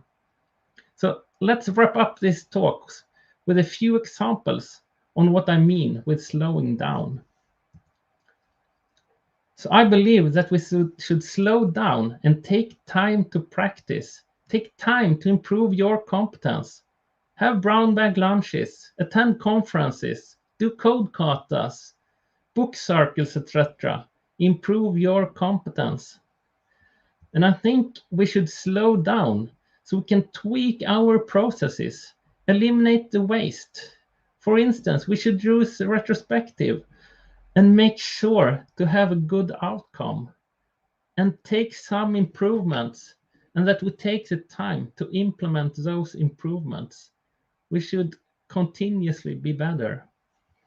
And I think we should slow down and take time to plan, because we usually do this the least when we need it the most.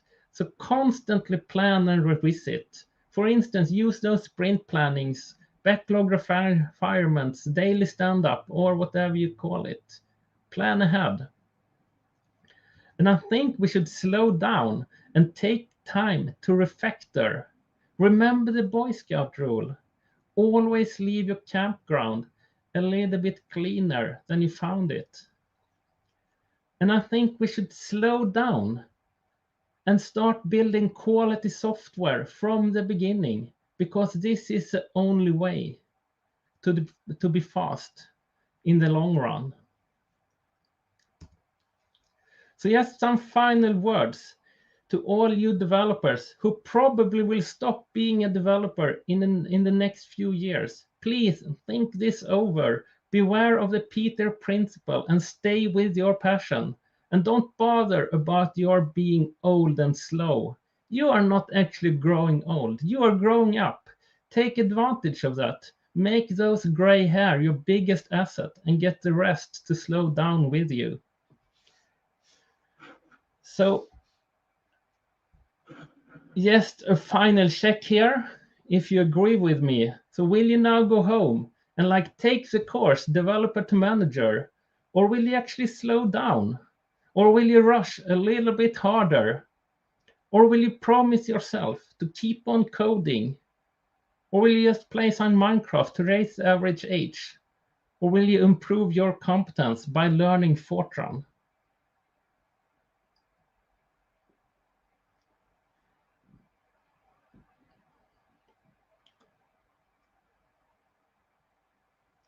So yeah, this makes me quite happy. Maybe not developer to manager course, but at least we have some Minecraft players.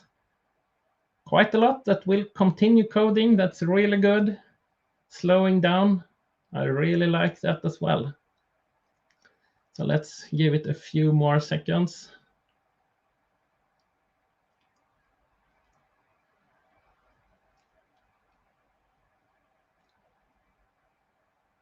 So I will just skip to the last question now, and it's just some feedback for myself. Should I continue doing this talk, or was it like boring? So please just give me some heads up. Was this talk like 5, an excellent talk? Was it a 4, more a good talk? Or is it okay but no? Or was it more like peeling onions in a submarine? Then you should give it 2. Or was it even worse? Was it like listening to Justin Bieber? So that was everything from me. So please keep in touch if you have questions, comments. You can reach me at Twitter, LinkedIn, or just drop me an email. Or we can take it if we have time for some QA here. Over to you, Side. Hey, Tobias, thank you so much for this talk. It was not just fun, but it also super interesting and so true in many aspects. And Thank you. I think also we could see it in the chat here on the event page that people are really excited about your talk and basically agree with you and most of the, or if not in all of the points. So I would, if you have a couple of minutes, even if you're already a bit over time, I would take this to talk a bit with you and ask some questions, if that's okay. Sure. Yes. So the first by someone who has the nickname Klingon. What does your company, your client say when you tell them to slow down, or how do you convince them? Well, I think it's like probably something we need to like build up over time. I mean, it's hard to just start at a new company and said like you should slow down. It's more like building trust over time and like in some ways showing that in the long run it's actually like building stuff with quality will make us better. I mean, we in my experience, we will usually see like the backlog slowly decreasing when like doing things right. The bug doesn't pop in the same amount, and okay, so that's some way how you could measure it.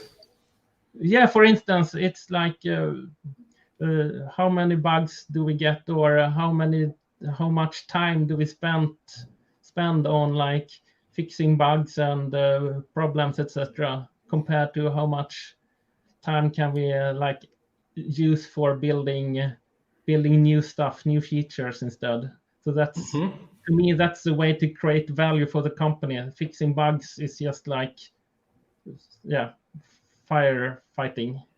Yes, I think that we all can relate to that. Then, so many appreciations here. Great talk, so much fun, very interesting, and so on. Then we have one case with maybe we can help him or her. So Sam is saying, hey, I'm taking a Java class. It's going so fast. We saw a little bit of Java basics, then G2EE, then Spring Boot, and now we are building a big real-world app for some company. I feel dumb and far behind. I feel like quitting because I can't keep up with the pace. So what would you say to Sam? Well, I guess just to struggle on in some way. For me, I was not like the best coder or something like that when I attended the university. It's like it will take time, but for most of us, it will pay off. Yeah, it will pay off in the long run. I shouldn't, of course, if it's like a university course, you always have the pressure to like attend the next course, etc. Apart from that, I would say that we all like build competence in different speeds. So I wouldn't be like feel the pressure about that. If you like look on it for like, will we be a coder for like 40 years? Then it doesn't matter if it takes like 1 month to learn Java or if it takes like 1 year or 5 years. We will still have like 35 productive years after that. So for me, it's like calm down. It's not that important, to be honest. It's like, but also if it's like, if you have some kind of like exam in school, of course, that's tough, then I guess it's just to struggle on and try to find some kind person who maybe can help on the side or something like that. Okay. Then there was an interesting comment here. I'm just trying to find it, but it was about like I'm losing spark. Okan commented that I'm losing spark when I realize there are so many new technologies that I haven't know. Or there was similar comments like, frameworks coming out, updates coming out, new languages coming out, popping up, and so on. And then someone commented like, the fear of missing out, FOMO is your enemy. So do you have some advice like how to, don't get crazy with the fear to miss out or to not be up to date with everything, or how to keep like track on everything, but like in a, let's say, way that is not, exhausting? Well, I would say that for me, the most important thing is actually like the persons. Like we need to stay healthy. If we try to like keep up with everything, we will definitely be burned out if we try. I mean, especially if you're like a JavaScript developer, then you need to like change framework every 3 months. So like for me, it's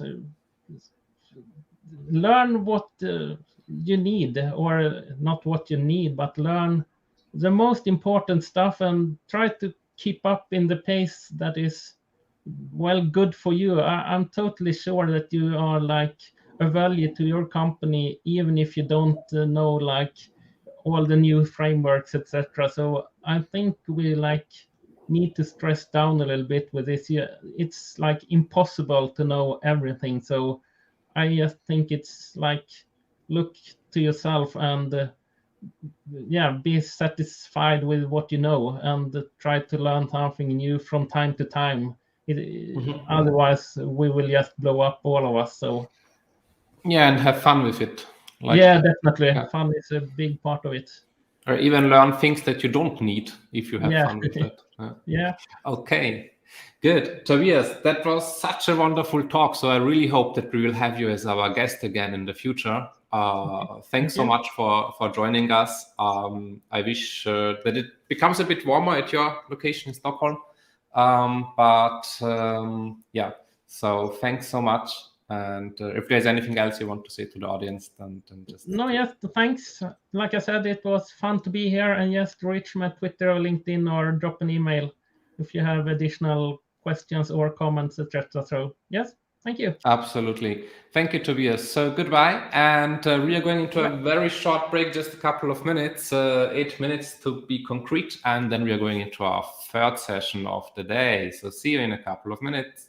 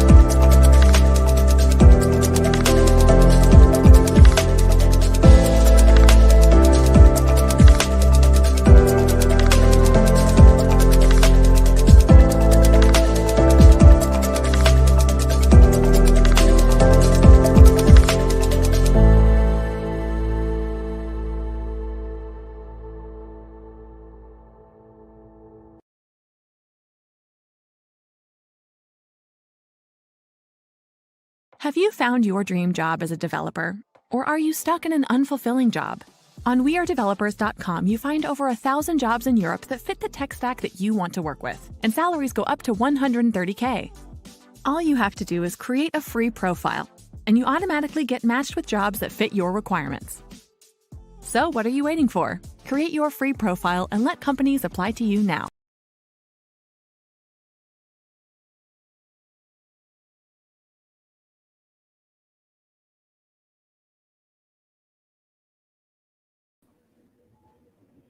So, welcome back everyone to our next session, and it's a pleasure to announce our next speaker, Daniel. He is the Director of Digital Platforms of XIO. He holds a PhD in Information and Communication Sciences.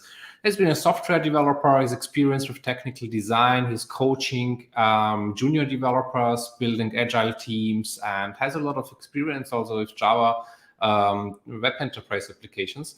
And he will give us a good overview of some new Java versions. So please welcome Daniel. Hello, Seth. Hello, everyone. Hi, Daniel. How are you doing? Long time no see.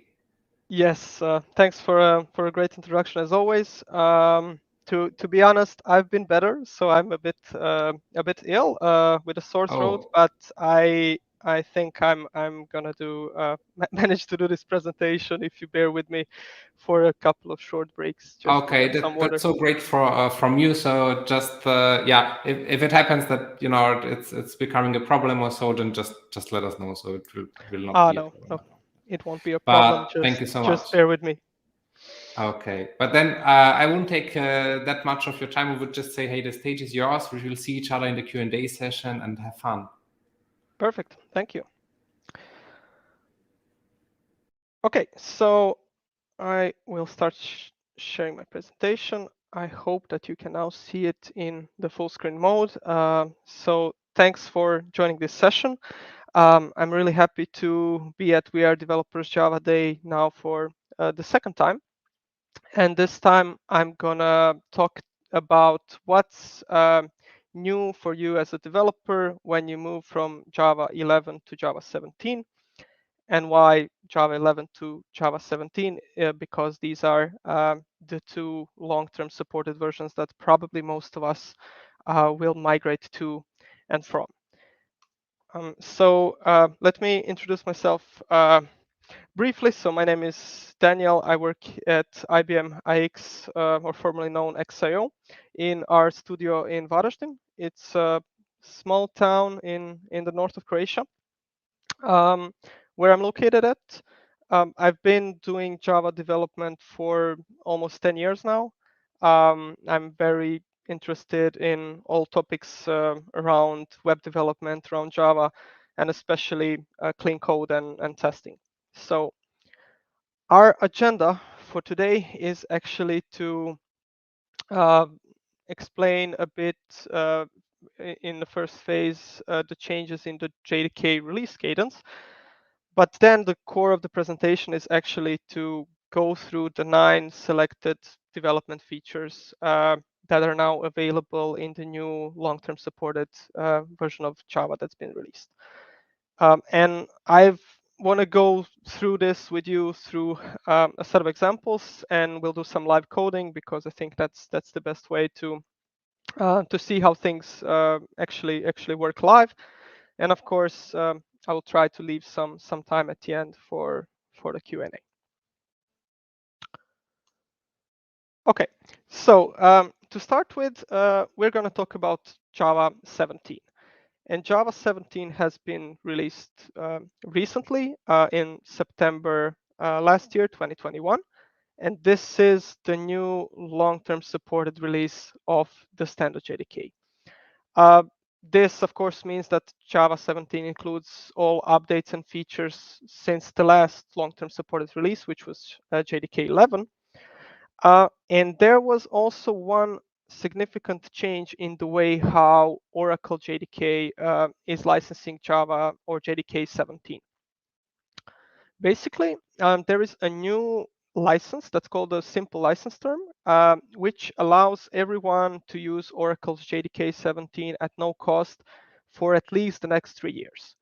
And this, of course, includes all the security enhancements and patches and everything that's going to be released by Oracle. This is really cool and really important because we can now also use it commercially at no cost for 3 years, and in the 3 years, of course, we're going to get the next long-term supported release from Oracle. So how the JDK release cadence actually looks like. Probably most of you know that JDKs get released every 6 months. But there was a change now with JDK 17 in how the long-term supported releases are going to be out. So if you take a look at this this image, you will see that from JDK 11 to JDK 17, there was a 3-year gap where we didn't have long-term supported releases. So from September 2018 to September 2021. This is now going to be changed, and Oracle promises us in the future that we will have long-term support releases every 2 years instead of every 3 years, which is again one cool news that we got from Oracle. Okay, so let's get practical and let's start talking how you can actually get started with Java 17.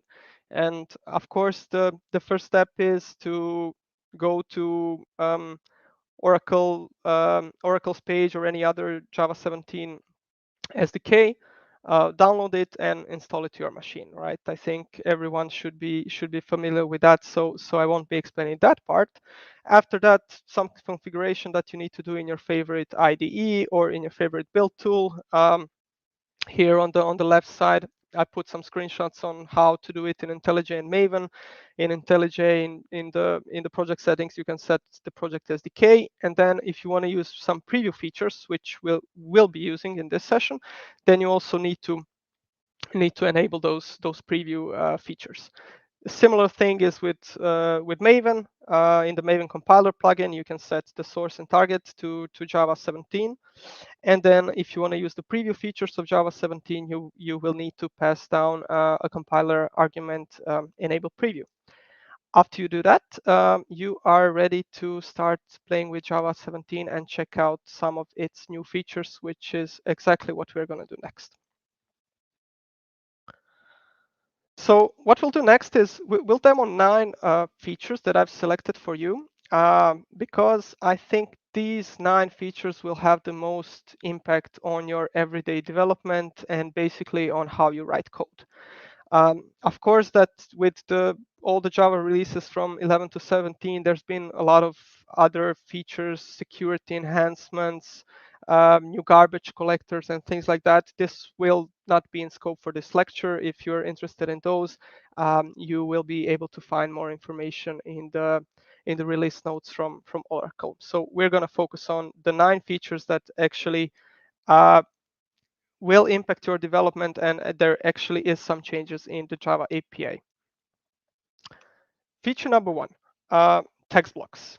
So let's dig into it. Basically, text blocks is a new way how you can define a multi-line string.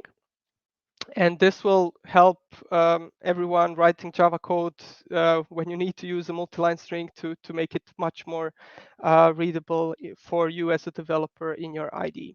You can see the example on the left slide, how we had to do this before. If you, for example, wanted to have a nicely formatted HTML, it looked really bad before with a normal string and with a lot of new lines and concatenation. And with this new text block feature, it looks really nicely. You basically just define a text block with 3 quotation marks, and you can use multi-line text in between. So let's demo this. Let's go into IntelliJ and just create a new class. We'll call it text blocks demo. We'll just use the main class, and let's create a string HTML. And let's put 3 quotation marks, and we created a multi-line string or a text block, and we can just do like enter and create new lines here and format our HTML appropriately as we would in any other editor. So maybe I put an H1 in here, and let's say we want to put in some title here as a parameter. We'll imagine that this is a method and that maybe we will get some title provided as an argument. And what we can do, we can also call different methods on this text block. And if we call the formatted method, then we can send parameters to it. For example, we'll send a title, and we expect this to actually return an HTML with Java 17 in H1. So let's see if that is what we will get if we just print this out. So let's print out that HTML, compile and run this. And you will see that we got exactly what we expected. So we got nicely printed out and formatted HTML the same way as it's formatted in our IDE. So I'm sure every one of you that's working a lot with web development and had to write HTML code in Java will definitely appreciate this feature. Okay. Next feature, enhanced switch. So there's been a lot of changes to the switch statements in the latest Java, which makes switch statements a lot more useful now, at least in my opinion. So if you look at before and after example here, so here it's an example where we are just trying to return the number of letters in a specific day, which is an enum. And you can see Monday, Friday, Sunday, they have 6 letters. So that's why we return 6, and then we need to break, right? Because in previous versions of Switch, it always fell down to the next case if you didn't explicitly break. This is not the case with a new switch syntax that you can see on the right side. You can see basically the same implementation. You can see 2 major differences. One is that we can have multiple cases defined with commas. And the second thing is you see this lambda-like syntax, which basically is a return statement of a switch, and there is no need to break anymore because the new switch syntax will not fall down anymore as the old one did. We can also quickly try to demo this. So I already have this enum in place. So let's call this class enhanced switch. Let's use the main method again. We already have this day enum, so let's just reference it here. And let's say that we want to use, I don't know, Tuesday. And then we create a number of letters, and then we use a switch, and we'll switch based on the day.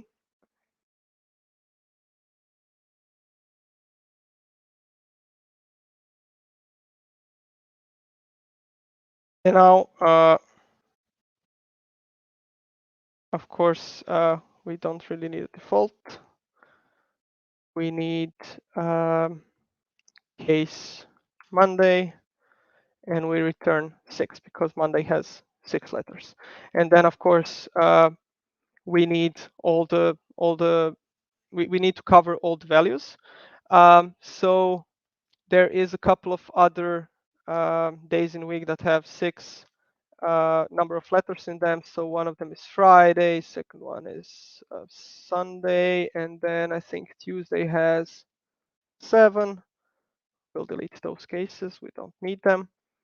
Wednesday has 2, 4, 6, 8, 9 letters, so let's put a 9 there. And I think Thursday and Saturday have 8, 2, 4, 6, 8, 2, 4, 6, 8, right?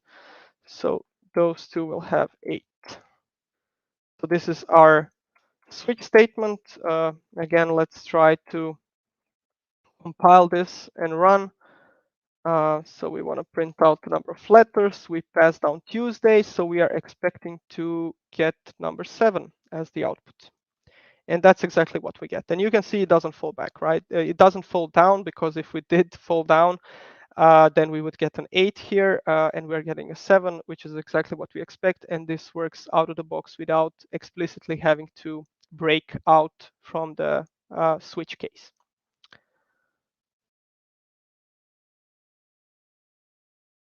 Another feature that's gonna be very handy, I believe.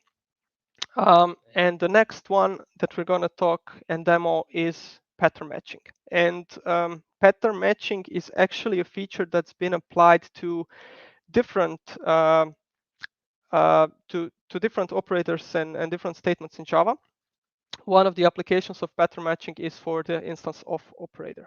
So let's check that one first.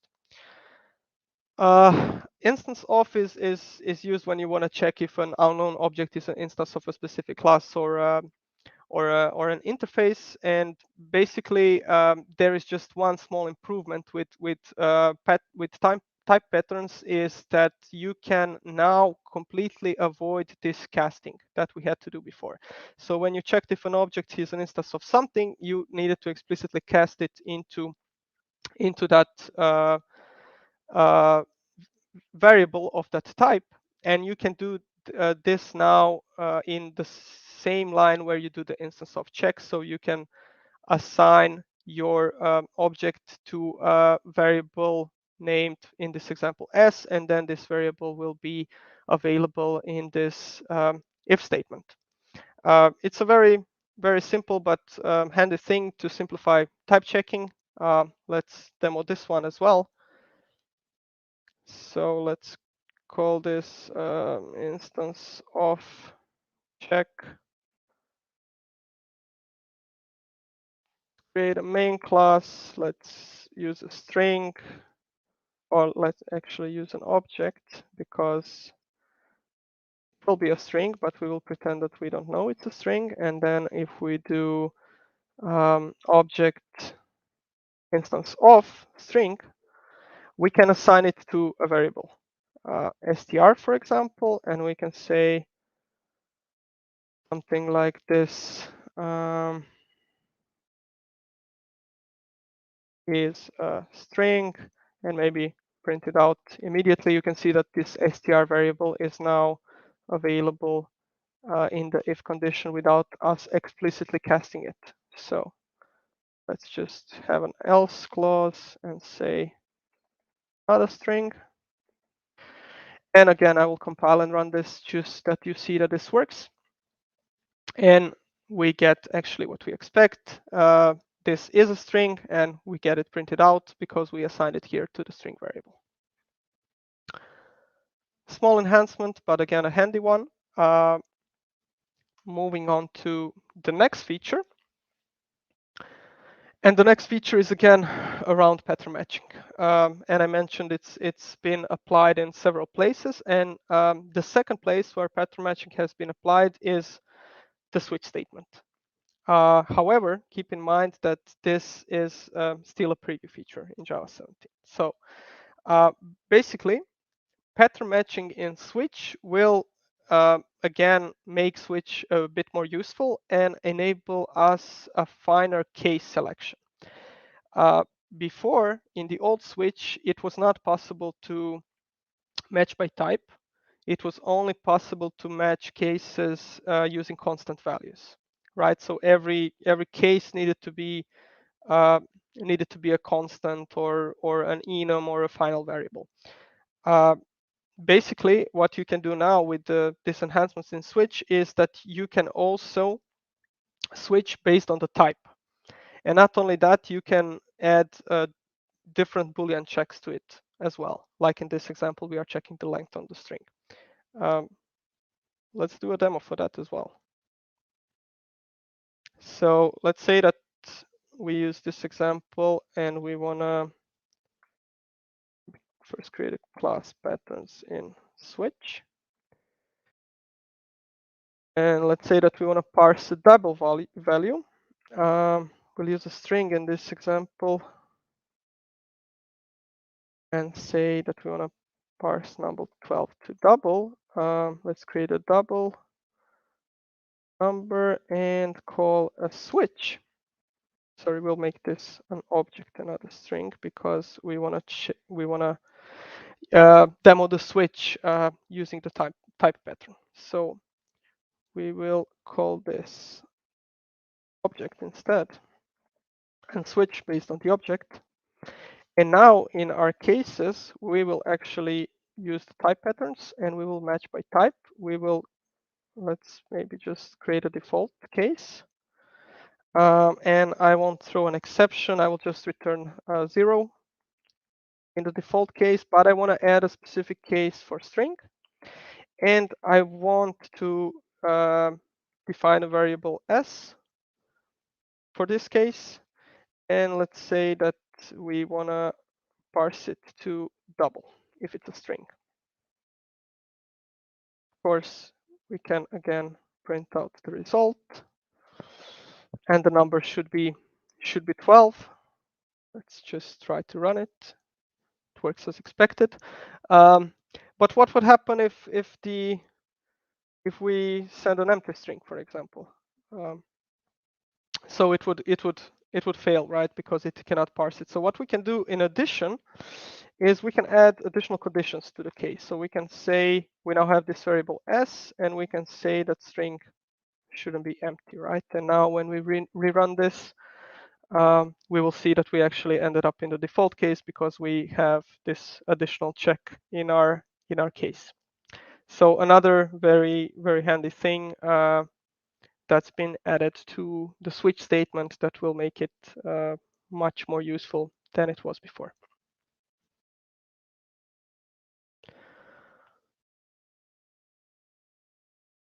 Okay, so feature number 5 that we'll show today is records. And record is basically a new keyword in Java that will help us eliminate a lot of boilerplate code. For example, we create a lot of DTO classes in basically every Java project, which is a class with a simple POJO class with just a constructor and some getters. And we can do this now with records, which will auto-generate this code for us. And we can, of course, override the default auto-generated methods. Let's do an example for records well. So I'm going to create a new class. I'm going to select record. And I'm going to call it car record. So you can see that the keyword is not class, it's record. And what I can define is a couple of properties for the car. Let's say a car has a registration number and maybe a model. And we'll stop there. And then let's just show that the auto-generated methods work as expected. So car record example. I'm just gonna create a main method again, and I just want to show you that this car record that we just created can be created using not a default constructor, because you see here, if I use the default constructor, I get a compiler error. But if I pass down the required parameters, the first one is registration number. So I'm gonna use mine, and I'm driving Nissan Qashqai, so I'm gonna use that one. And let's also show that the getters were auto-generated using records. So you can see that we have out-of-the-box methods for registration number. And we also have an out-of-the-box method for model. So we can print both of these out. We can run our code and see that it compiles and prints exactly what we would expect. And this is everything about records. So it's a very simple and handy thing that's going to help us get rid of a lot of boilerplate code, so we don't have to use Lombok or auto-generate this ourselves using IntelliJ or any other IDE. So those were records, and next feature we'll demo are sealed classes. Basically, sealed classes, sealed keyword actually applies to both classes and interfaces, and what it enables us to have finer inheritance control. So basically, there are a couple of new keywords added. One is sealed, one is non-sealed, and another one is permits. So basically, you can define a class or an interface as a sealed. And then if you do that, you need to explicitly define to which classes or interfaces you permit to extend or implement this class/interface.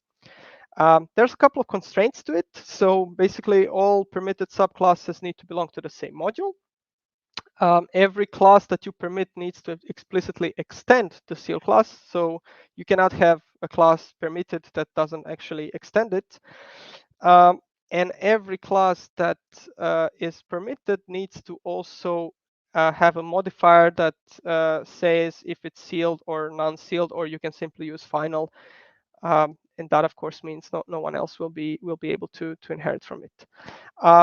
You can imagine this as an addition to how to control inheritance. So previously, this was only based by the class visibility. So if it was public, private, or package private, and now you can explicitly say which classes can implement your interfaces, for example, by explicitly naming them, and thus basically preventing anyone else from implementing your interface or extending your class that was not meant to be extended in such a way, or the interface was not intended to be implemented by anyone else. Let's demo this as well. So I will create one sealed interface.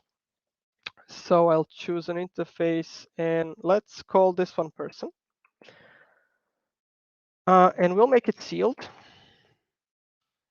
And we will create one method, maybe get name, because every person needs a name. And now you see I get an error because there is no subclasses. So I need to specifically specify to whom I permit to extend this interface. And we'll say maybe a class employee should be the one implementing this interface. So this one is not existing, so let's create it. So if we create a class employee and we say it implements person, we'll get some errors. First error is that we didn't implement the get name. The second error is that we didn't define a modifier. So we explicitly need to say if this one is also sealed, or if it's non-sealed, or if it's final. We'll just simply make it final. And you can see that all the errors are now gone. And you can see that our person interface also compiles fine now. If we try to implement this interface by another class, maybe employer. So let's do everything. Let's implement the method. Let's make it final. So we did everything right. But Java won't allow us because we will get an error that the employer is not allowed in the sealed hierarchy. So this is a new way how you can limit who inherits what in Java for the code that you write, for the APIs that you write. Feature number 7 is how we collect streams into a list. This is something I believe a lot of you do on a daily basis. It's not a big change. There is just a new handy method that's called toList that's been added to the Stream API. So before you had to explicitly call the collector toList, and now you can simply call stream toList, which is just nice and reduces the usage of the collector's API all over our code base. There is one little difference that the toList method actually also returns an immutable list. The only difference is that this list may contain null values based on what will be result of your stream. Again, we can quickly demo this one as well. Stream to list. Let's create a main method. Let's create a stream of maybe just use a couple of names. And let's map this to maybe string uppercase, and let's just call the new toList method. And of course, we are expecting this to return a list type string. And we can, of course, print it out as always. And we expect to get a list of all the uppercase names in this stream. But we need to get rid of this employer class that doesn't compile. So let's delete that one. Run our code again. And we get exactly what we expected. So a list of all those names uppercase. So a small enhancement that's gonna come in handy. We only have 2 more features to demo. Feature number 8 is the random number generators API. I think basically the only thing you need to know about this is if you want to generate random numbers, how to basically get an instance of the generator. And the new recommended approach is using the random generator core interface, calling the get default method. And then you will get your usual get next int, next long, next double, whatever you want to generate. Before we had to use the random class for this. And the random class is of course still there because Java is always backwards compatible, but the new API is basically there to enable more extensibility and robustness to the API.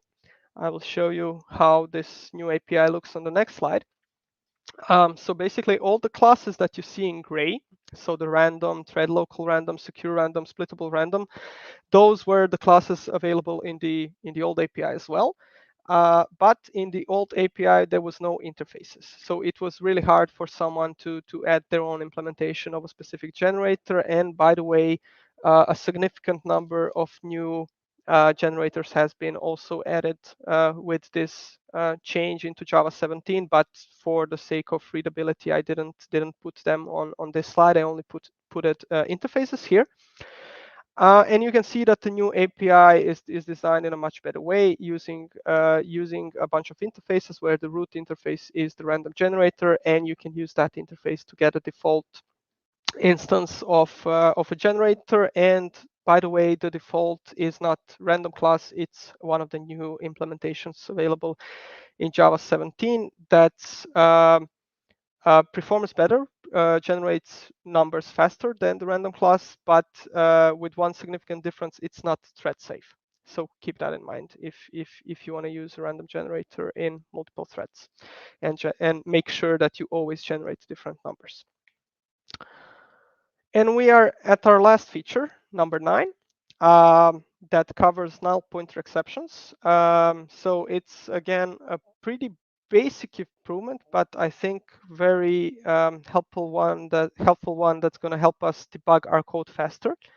So basically, when you get a null pointer previously in earlier versions of Java, you only got this first part, which would tell you what's failing, right? And here we can see that in our example that the get make method of the car class is failing because of a null pointer, but it doesn't say it didn't say which variable was null, and this is what's been improved now. So we have the second part of the message that actually tells us the reason for the null reference, so the actual name of the variable that's null. And with this really nice stack trace, we can really quickly identify the problem and fix it. But of course, if you are properly using optional class and everything that's available in Java these days, you should try to get rid of null pointers altogether. So this was the last feature I wanted to show you for today. And of course, everything that I'm showing you, if you want to look it up, it's all published on GitHub. So you can check all those code examples there. Of course, it has unit tests and everything. And that's everything for today. Let's just summarize what we've been going through in this session. So first of all, we explained the new JDK long-term support release cadence. It's going to be every 2 years now instead of every 3 years. And then we had live demos for most of the 9 selected development features that I picked out for you. So it basically all updates from Java 11 to Java 17. But to sum it up, it's mostly smaller updates and improvements in the already existing Java APIs. There is actually no groundbreaking change. Maybe the changes in switch are the most groundbreaking, but there is nothing really fundamental that changed. For example, when I think of when Java 8 was out and Stream API was out, this really changed the way how we think and how we develop and how we write our code. I think compared to that, all of these updates are quite small, but again, they are quite handy. So if you have the luxury to switch to Java 17, why not make use of all of those features that we just demoed today? Which you should be now familiar with and be ready to start using on your next project that's going to be based on Java 17. So that is all for me today. I hope you liked the session, and we can open up the round for Q&A. Hey, Daniel, thank you very much for this very cool overview. So just asking the audience, if you have some question, use the ask button or write your question down in the chat. There is one first question of Inga. She is asking, is it advisable to upgrade from 14 as the steps are minor in comparison to earlier LTS updates? Is it worth it? As you mentioned, there is no groundbreaking stuff, but maybe what's your take on that? I just didn't hear the first part. If you can just repeat the first part. Is it advisable to upgrade from 14, version 14? To 17? Mm-hmm. Yeah. I would say yes, it's definitely advisable because 14 is not a long-term supported version of Java, right? So if you use that on a production system, so I don't know exactly what guarantees Oracle gives for the non-long-term supported versions, but it's not long, so they only support it for a really short period of time. And if there is, for example, a significant security issue, your version 14 won't get updated, but version 17 will get updated. So it's very much desirable that you update to the long-term support version. Okay, that's a good answer. Then Peter has an interesting question. Are there cases where you recommend not to upgrade to 17? We are still using Java 8. I think that, it's a very complex question. It depends on your setup. It depends on the framework that you're using, on different vendors. For example, sometimes you will need to wait, for a specific vendor of a specific framework to also update to a specific version of Java before you can, right? And that's fine. I think if you have the freedom to choose, you should go with a last long-term supported version of Java, just because it's cool. It's got all the latest APIs and you will get all the updates. So it's also secure.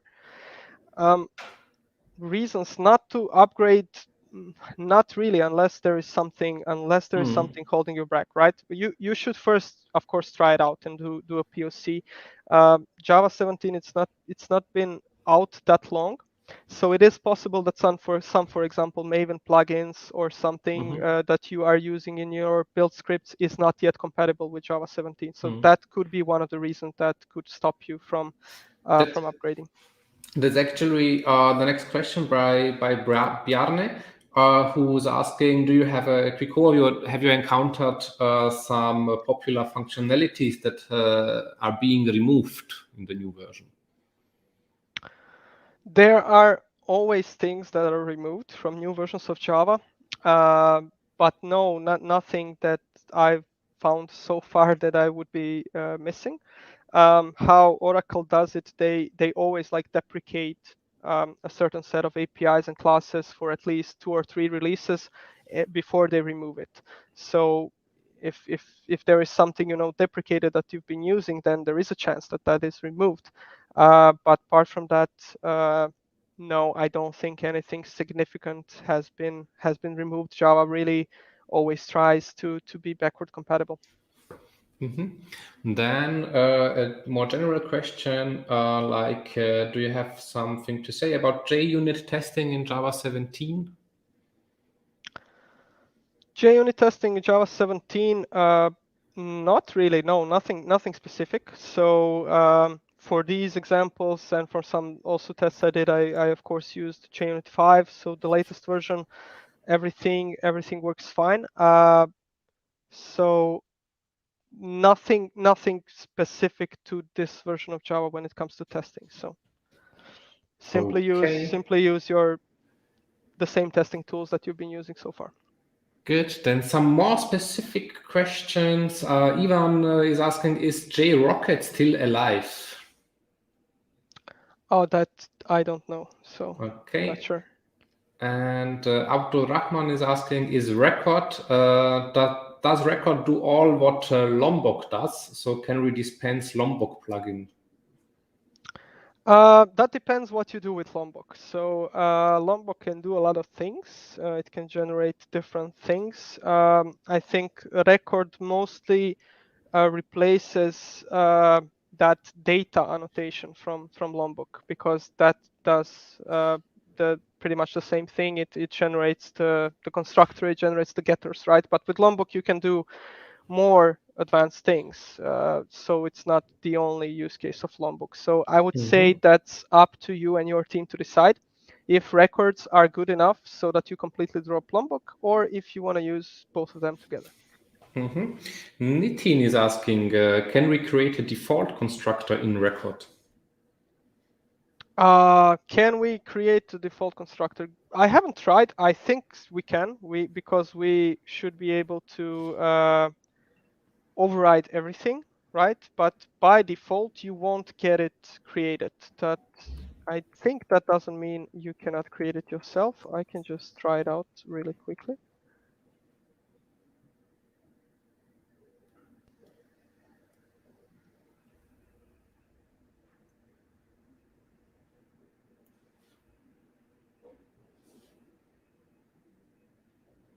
Just a sec.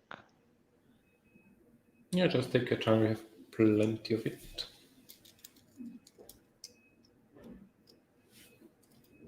So it seems to be working fine when I edit.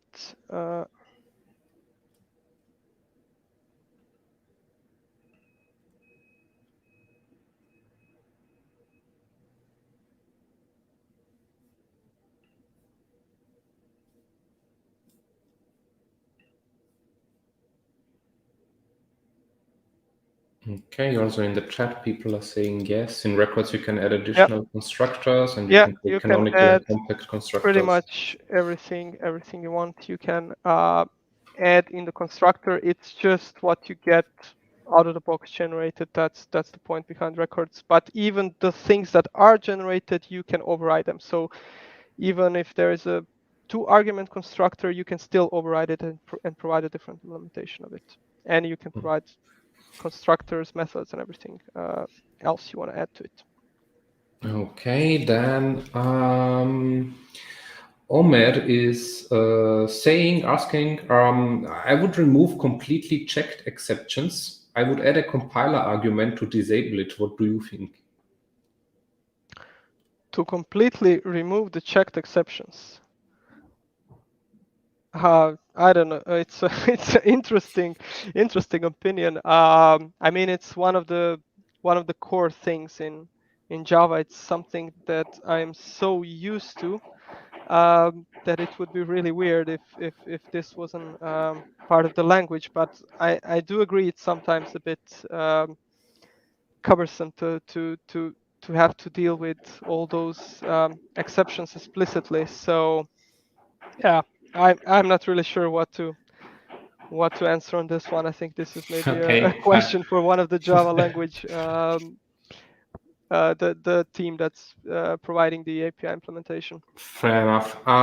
Then, I mean, there are some comments about Kotlin as well, and Ivan is also saying, do you have the feeling like he has that modern Java is trying to keep up with Kotlin and Groovy, which are obviously connected? So what's your take on that?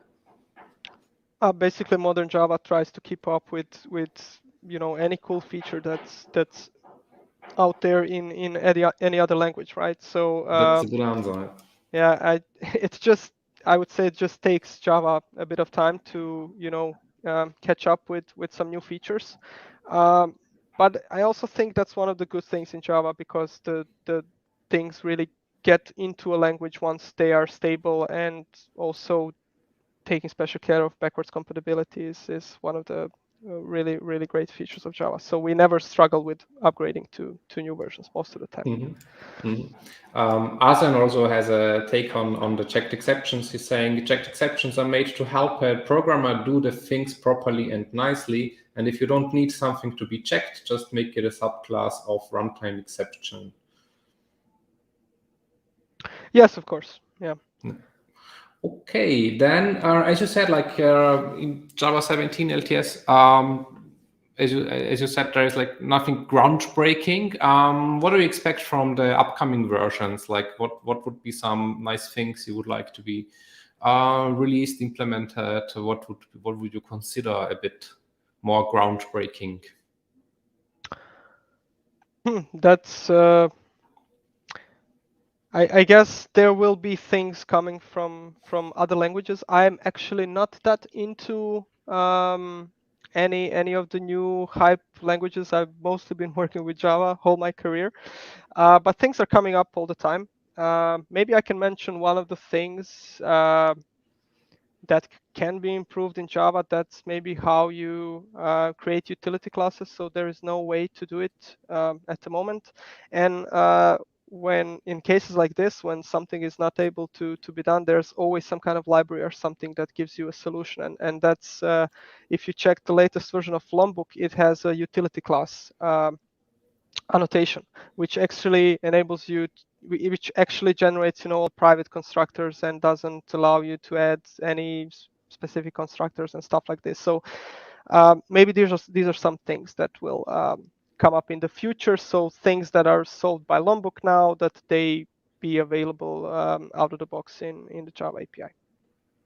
Okay, and someone with the nickname Dev also has a take on that. Wouldn't it be nice to have some added length feature to handle exceptions in a more functional style, instead of having dedicated block keywords like try catch finally as you have it now? But yeah, it could be also something. Good. Definitely. I mean, JEPs are coming out all the time. So, and there's always really interesting things in there. You can also check out and maybe even create your own candidates for the next improvements in Java. So the community is open to suggestions to improvements of the language itself. Absolutely, and there is one question from Anonymous. If you think that we'll have some feature overload in Java in the future, I don't think so. I mean, it's a big language, but yeah, maybe you want to say something about that. I'm not sure. How do you mean overloading Java? Yeah, that's maybe if the one who asked the question, you can specify it, but. Yeah, then let me see if there is something else in the comments, maybe. So, yeah, I think that was it with the questions for today. So thanks again, Daniel. It was really a good overview. Is there anything else you want to share with people out there? No, thank you. I'm just happy I managed to talk for 45 minutes. I'm out of breath. I'm really happy for a really large number of questions that we got. So, and really happy to participate in a Java Day for the second time. Thank you, Daniel, and thank you so much for joining us, despite that you don't feel so well. But hope to see you soon again at another event, and take some rest and get well soon. Thanks so much again. Thanks, Ed. Thanks, everyone. Take care of yourself and your families. Bye-bye. So that was a very cool overview. Thanks again to Daniel for still joining us. And if you missed the talk or if you missed any of the talks, don't worry, we will have everything recorded and available on our platform to watch later on demand as well. We are going into a very short break, just around 10 to 12 minutes, and then we are going into our last session of today, still talking about or continuing our discussion about Java 17, the cool things in it. So stay tuned, get your coffee, and see you in 10 minutes again.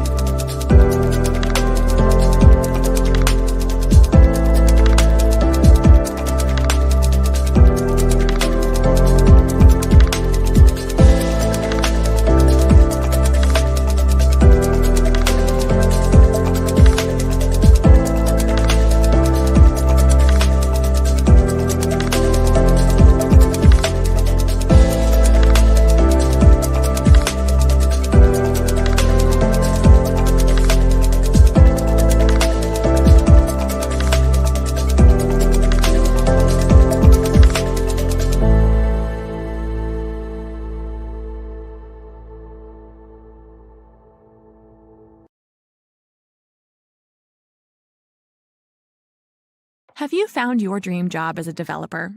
Or are you stuck in an unfulfilling job? On WeAreDevelopers.com, you find over 1,000 jobs in Europe that fit the tech stack that you want to work with, and salaries go up to 130K. All you have to do is create a free profile, and you automatically get matched with jobs that fit your requirements. So what are you waiting for? Create your free profile and let companies apply to you now.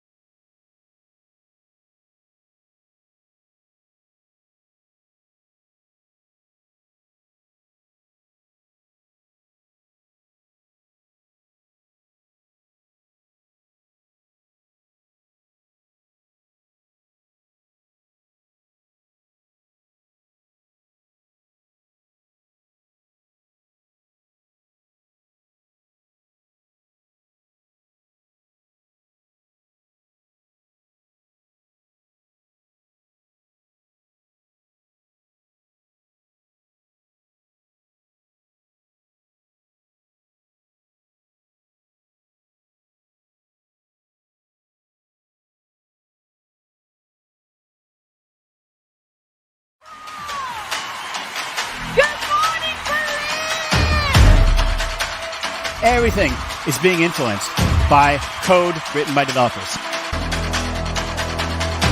At some point, you're going to wake up and say, what the hell am I doing?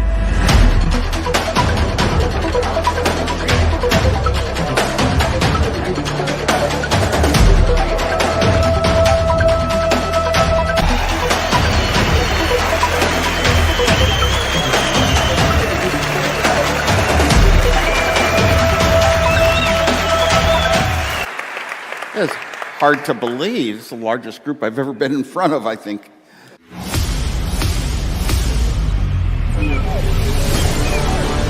We develop the future.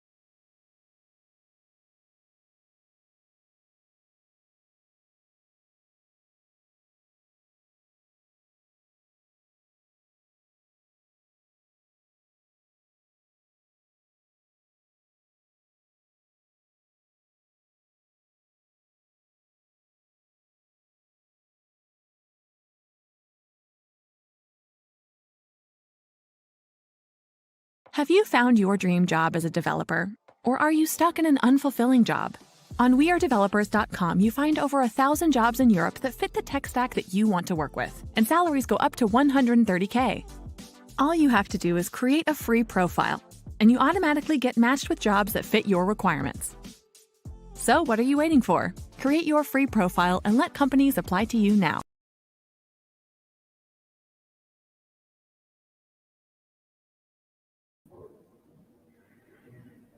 So, welcome back to our last session. It's a pleasure to announce our next speaker, Mohammed Taman.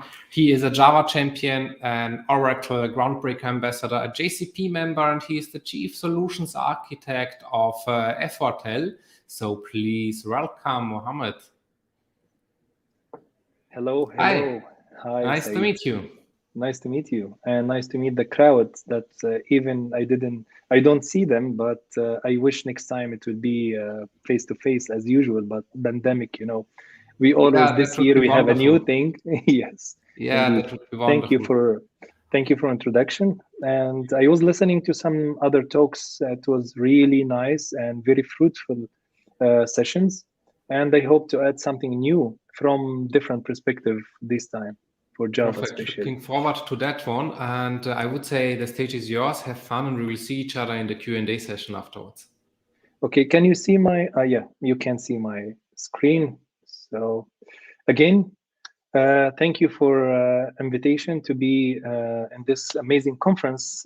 There is a lot of questions I have heard from the audience, which is make me feel like, yeah, this is a very nice opportunity. There is a lot of people would like to hear about Java and what is the future of Java. And I'm here to give you what we have done in the past area, specifically focusing on Java 16 and 17 a relationship. And as Daniel was talking before about migration and everything, I will not repeat it, but I will answer most of the questions that you have been asking. So as Said said, I'm Java champion, means we are working closely with the engineers inside Oracle who's developing Java, and we are producing Adopt Open JDK, which is the open source Open JDK, and then which is used by many vendors to have their own specific JDK, like Amazon Corretto, Microsoft JDK nowadays, Oracle JDK as you expected, Alibaba, Azul, all of these kind of things came from one Open JDK main source. My day-to-day job is working as a chief solutions architect for Frauenthaler, mainly on, we are now even using Java 17 on our new projects, using Spring Stack and Java Jakarta E for some other projects, but mainly we have Java, and we have different languages also involved. But we start to migrate to the new Java 17 LTS, long-term support. And this is also things I'm going to speak about. So I'm going to speak about really cool things in Java 16 and 17. There is another talk talking about what the productive features that we have since Java 9 to Java 18, but this is in different conference if we have opportunity to give it.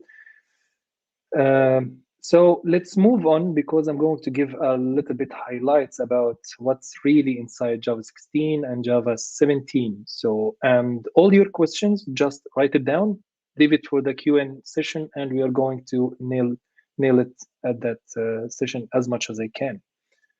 So I write frequently about Java, about new things for Java Magazine mainly, and I wrote about some stuff for Oracle. I wrote a lot, like 5 or 6 articles about migration from Java 8 to 9+ or whatever it is, and what is the consequences also about the latest new features about the language until Java 14 at that time. It's all about IBM developer. I write also for MFQ, and those are some few of my publications that you can see, like books and code. So this presentation, when I share it, everything is like linkable, so you can click the link and you will go about to see everything, or a specific article mentioning specific features. So you can reach me on this, you can take a picture, and when I share the presentation, you will find all of this information, but easier, you will find me on Twitter, and just ping me and ask whenever you like.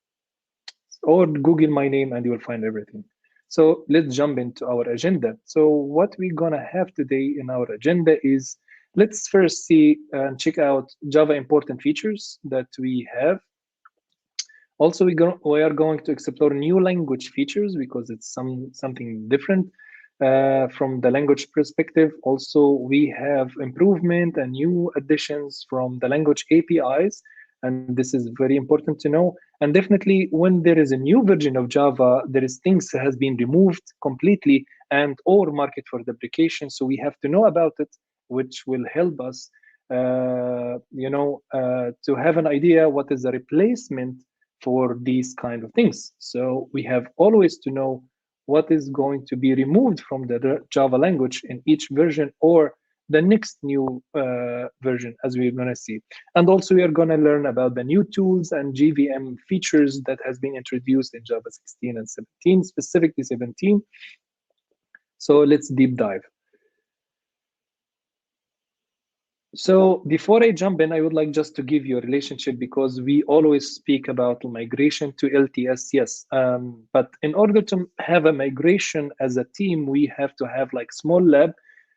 Whenever there is a new version of Java, we have it, we should always include it and see what is the things happens in order to migrate.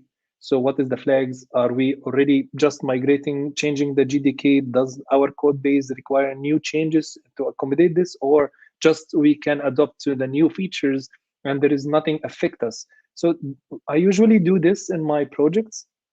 So we have a small lab and we have projects, or even if it's the main project, we take fork from it and trying to use it in the new and each version of GDK come out, especially early access GDKs. Like you don't have to wait 6 months until the GDK comes out to try. No, you have always on OpenGDK, we always produce OpenGDK early access with some features until we reach the ramp down phase, which complete feature set. We only at that stage fixing bugs and security issues. So it's a stabilization, and usually like takes 2 months before the final release. So at that time we are stabilized and trying features, and we stabilizing our code base. And finally, when it comes out, we just switch to the final release, and that's it. And then if you would like to, if we are a company and we do the same, and in our company, definitely we use LTS always.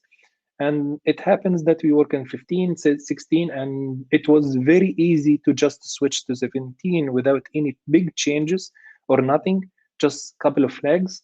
And this is how it works as a migration, especially if you're moving directly from 8 to whatever 9 plus 17, because actually we start removing stuff from Java since Java 11. Java 11 LTS was the first version of Java that removes physically APIs and libraries from Java. Then you have to have a replacement for that. So it's very important to know about the deprecated and removed stuff. We don't deprecate only, we start to remove to make GDK more cleaner. So the relationship actually, as I told you, between GDK 16, we call it, it's a feature release backed by just 6 months release cadence that has support from Oracle for that 6 months until the next release comes out. Then GDK, feature release GDK does not have any kind of support anymore. The support only goes from big companies to the version that has LTS, and we have an agreement. LTS now, as I'm going to tell you about, it has a release date, so you can easily know when it's released. So GDK 17, its due was in September. We are expecting GDK 18 in next March, 21 of March. So it will be long-term support, and it is the long-term support. So all the migration happens now to GDK 17. So if you can ask yourself, GDK 18, what kind of GDK it is? It's a feature release. So only has support for 6 months after production. So Oracle always, when it comes to a version before the LTS, it's almost try to make it very close to each other. There is no big major changes. So if you are trying, and then, okay, your code is working on GDK 16, it means by 99% or 95%, it's going to work in GDK 17. So in next release, we will have GDK 20, This is LTS, and then it means that 19 will be the most relevant one if you are trying to migrate to, so your work on 20 will work normally if you are code stabilized on JDK 19. So this is how you can think about it. You know, you don't have to wait until 17 or early access of 17. No, you can have a previous version always before the next LTS. Then you try your code based on it, fix it. So you will have period of 1 year trial. So this is nice. And I wanted to give you information. And we have just changed the LTS releases. Instead of each 3 years, or it's like 5 releases, now it becomes every 2 years. Every 2 years, you will have a new LTS. This is very important for migration to happen for companies, so you don't have to wait even more 3 years. We cut 1 year, so you get all the features as a LTS, more frequent and more shorter period than giving 3 years. This happens with the release of JDK 17. We decided to cut it from 3 years to 2 years as a LTS releases. This is the relationship between 16, 17, and previous next versions in 19, 20, and so on. So getting back to our agenda, let's see some Java important features that we have introduced in Java 10, actually, that affect Java features and introducing features, and also getting your feedback in order to enhance the Java language from the community feedback. It's not only by the engineers working in Java in a silo outside from the company, from the community. Java community is so big, so we have to get the feedback from you, from the teachers, from us as a Java champion, and we are here the link between all of this. So let's see the features that made Java more sexier, to be honest. And the first one, what behind features like preview feature, incubator modules, what are those? And also what happens in deprecation and features market for removal. So those are very important features, and we have to know it because it's a new terms and terminology in Java. So, and it changes the way we develop Java. So if we Java enhancement proposal, and as I told you, if you just click on the go to JEP 12, it will take you to the long text description of that JEP and what it does and what it means for. So you have a more examples and more description than the short one that I give you. And as I told you, it's since JDK 12, it has been introduced to give you some specific features. So a preview feature actually is a new feature of the Java language as a preview feature, we call it like this, or a new feature of the GVM, where we call it preview VM feature, or a new module, package, class, interface, methods, construct, field, or wherever it is in the JavaX or Java package namespace, we call it preview API. Why? Because sometimes there is changes related not just only for Java language, it will also need to have a change in the virtual machine and the API, something like text block. Text block, in order to have it, which has been introduced in finalized in JDK 15, it has a change in the Java language indeed, introducing 3 commas, 3 quotation mark. So this is the new one, and definitely the string class has to be changed in order to be aware of this new syntax, and also because it's finally string but a different format, and also we have some APIs added to support these new features, and definitely you will find those. So if we have been removing this, it will remove also the APIs. So whose design specification and implementation when it's complete, but which would benefit from a period of broad exposure and evaluation before either achieving final and permanent status in the Java SE platform, or else being refined or removed. It means now from the engineering perspective, I have developed like a switch statement. And okay, we have finished, we don't have any more changes, but why not to take, give it exposure to the community and people trying it out and give our also as feedback. And this was very helpful, that we, based on the community feedback, we change one of the language in the switch statement, introducing yield instead of break, because it doesn't work with the context. And the people were complaining, why you have to say arrow token then break value? It should be yield value.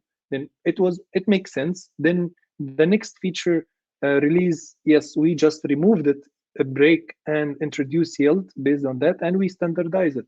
So your feedback is very important based on this. So when we finish, we say, okay, it's a preview feature. It doesn't mean for production. It means this is why it means for trial. So you can try it. You can have it in your own lab, but you cannot rely it on production unless you would like to provide the flag -- preview feature, as we're gonna see now. So in order to enable preview features, as I always do, to be honest, try to new features. If I'm using JShell, and this is one of the nice tools, you have to provide -- enable preview. So you can try. If you don't, you cannot try this new feature, and the compiler will give you an error. And also, if you're using Maven, you can use Maven compiler, and you can use compilation argument, provide -- enable preview. And if you are using IDE as mine, I'm using IntelliJ, and it works for Eclipse, it works for NetBeans and everything. So you can choose here the language level preview, because you will always have 16 preview and standard, 17 preview and standard, and so on. So you can use preview features. It will allow the compiler to accept the new preview things. Why we are allowing this? Because, as I told you, it might change. So there is some breaking change. It might be refined. It might be removed at all if it doesn't make any sense. And it happens with text block many times. So what is incubator module? The same concept as preview feature, but it's related only to Java APIs or tools. That's it, not the language construct. So we don't have to have a flag here.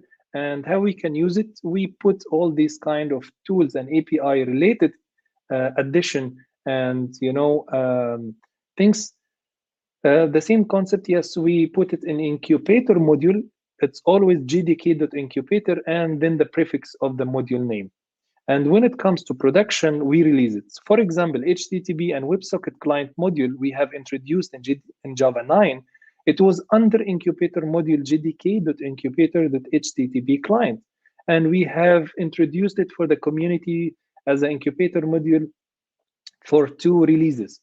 And in Java 11, when it comes like stable, we get the feedback, there is no more changes, and everything is okay. It goes to production under module called java.net.http.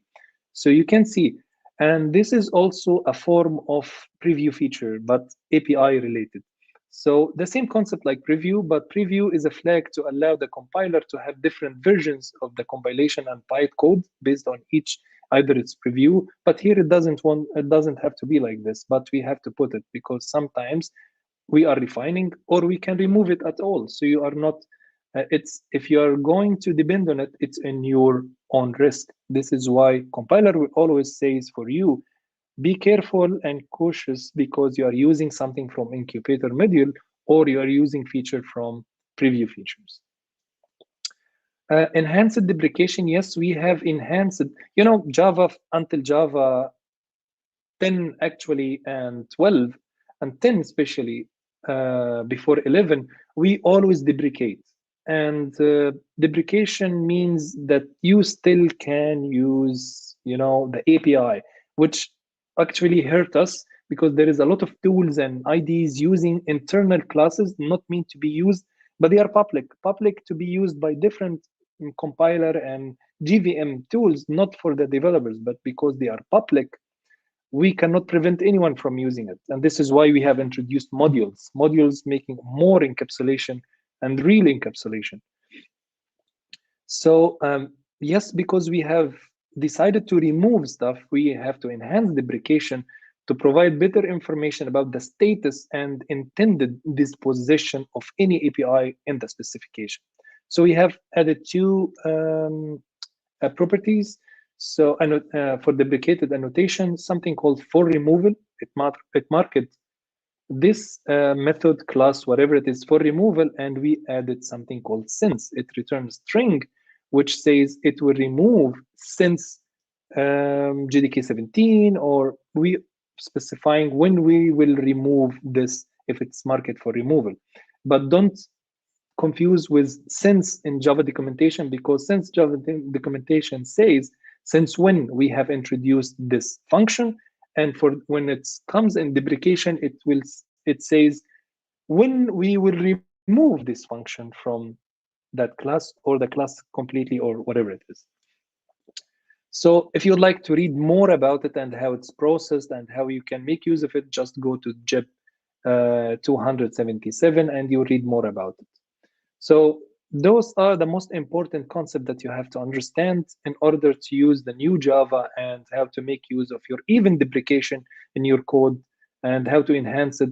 If you're deprecating something, we have to have a deprecation life cycle to warn the developers that we are gonna remove this in next 2 stable version or 3 based on your company strategy and this kind of stuff. We have such a strategy for database, for code in our company. I have developed such a strategy with the team in order to not leave deprecation for long, so we have a clean code base always. Next, let's move to the new language features, things that you are excited about and you were waiting for. So let's explore language features. And I heard a lot from you questioning Daniel about records and how it could be record actually, and the relationship with Lombok. And they doesn't have relationship, to be honest, because Lombok, in short definition, it's a try to streamline the creation of Java beans, which has normal setter and getters, you know, and constructor and some other stuff. If you'd like to have a builder or, you know, some non-argument constructor, and if you have variables, you just add variables and you have a two-string hash code and things like this. It's a lot of verbose code that we're trying to reduce. So Lombok do all of this and much more for you. But when it comes to something else, usually we have VOs, value object. Value object means to be only data carriers.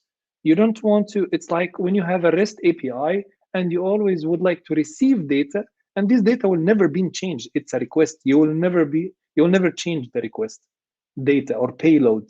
And also when you return back the data to the client in form of JSON or XML or whatever the format is, you don't change. You need just holders of this data. And we create a bunch of Java beans to have this setter and getters and verbose code. And so we are trying to reduce the verbosity of Java code. So this is why we introduced records.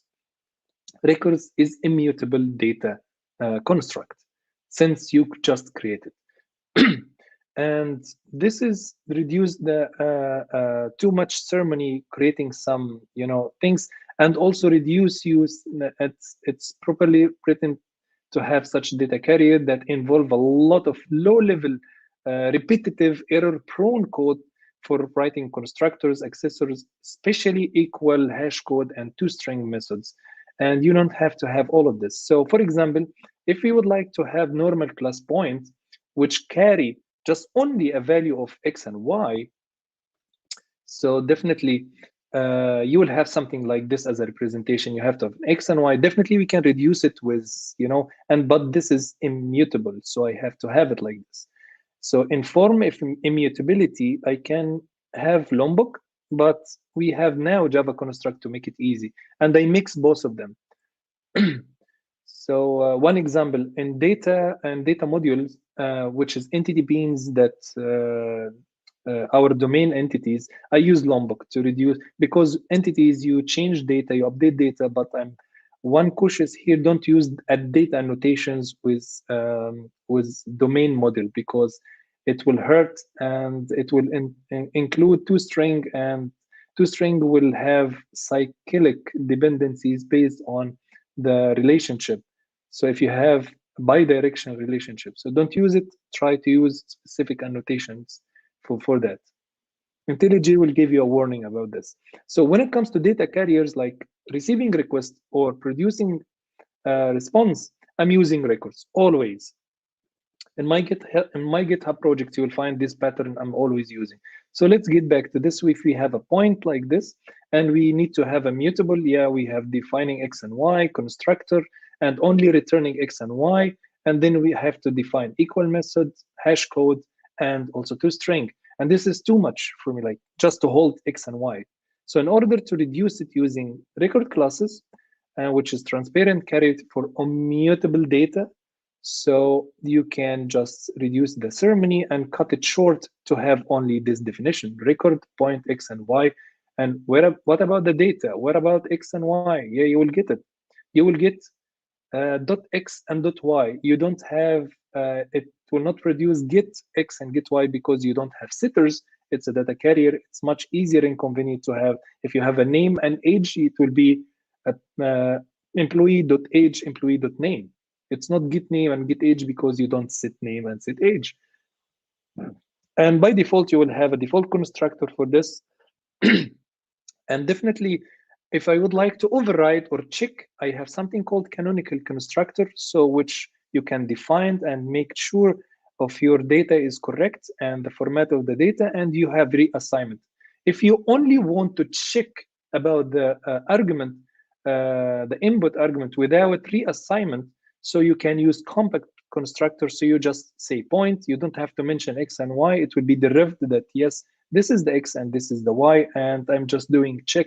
And then it will be assigned. The reassignment in canonical, it might involve adding some data or trimming or something like this. Yeah, so you use canonical. If you just want like to make check for your values, only use a compact profile.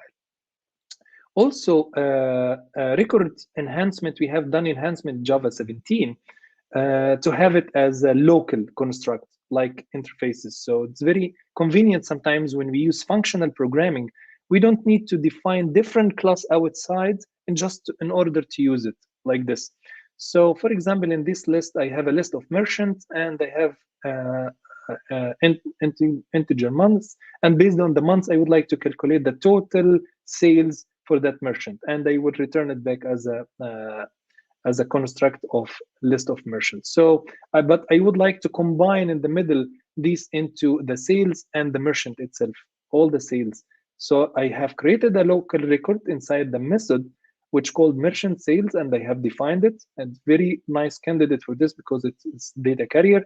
And here you can see that I'm mapping merchant. I'm creating new sales, giving the merchant, and compute sales, different method that compute the sales for that merchant and merchant sales. Then I sorted them out by the highest sales. And then finally, I map it back to merchant sales to merchant.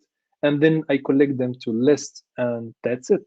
So local records is very nice also to be used inside now,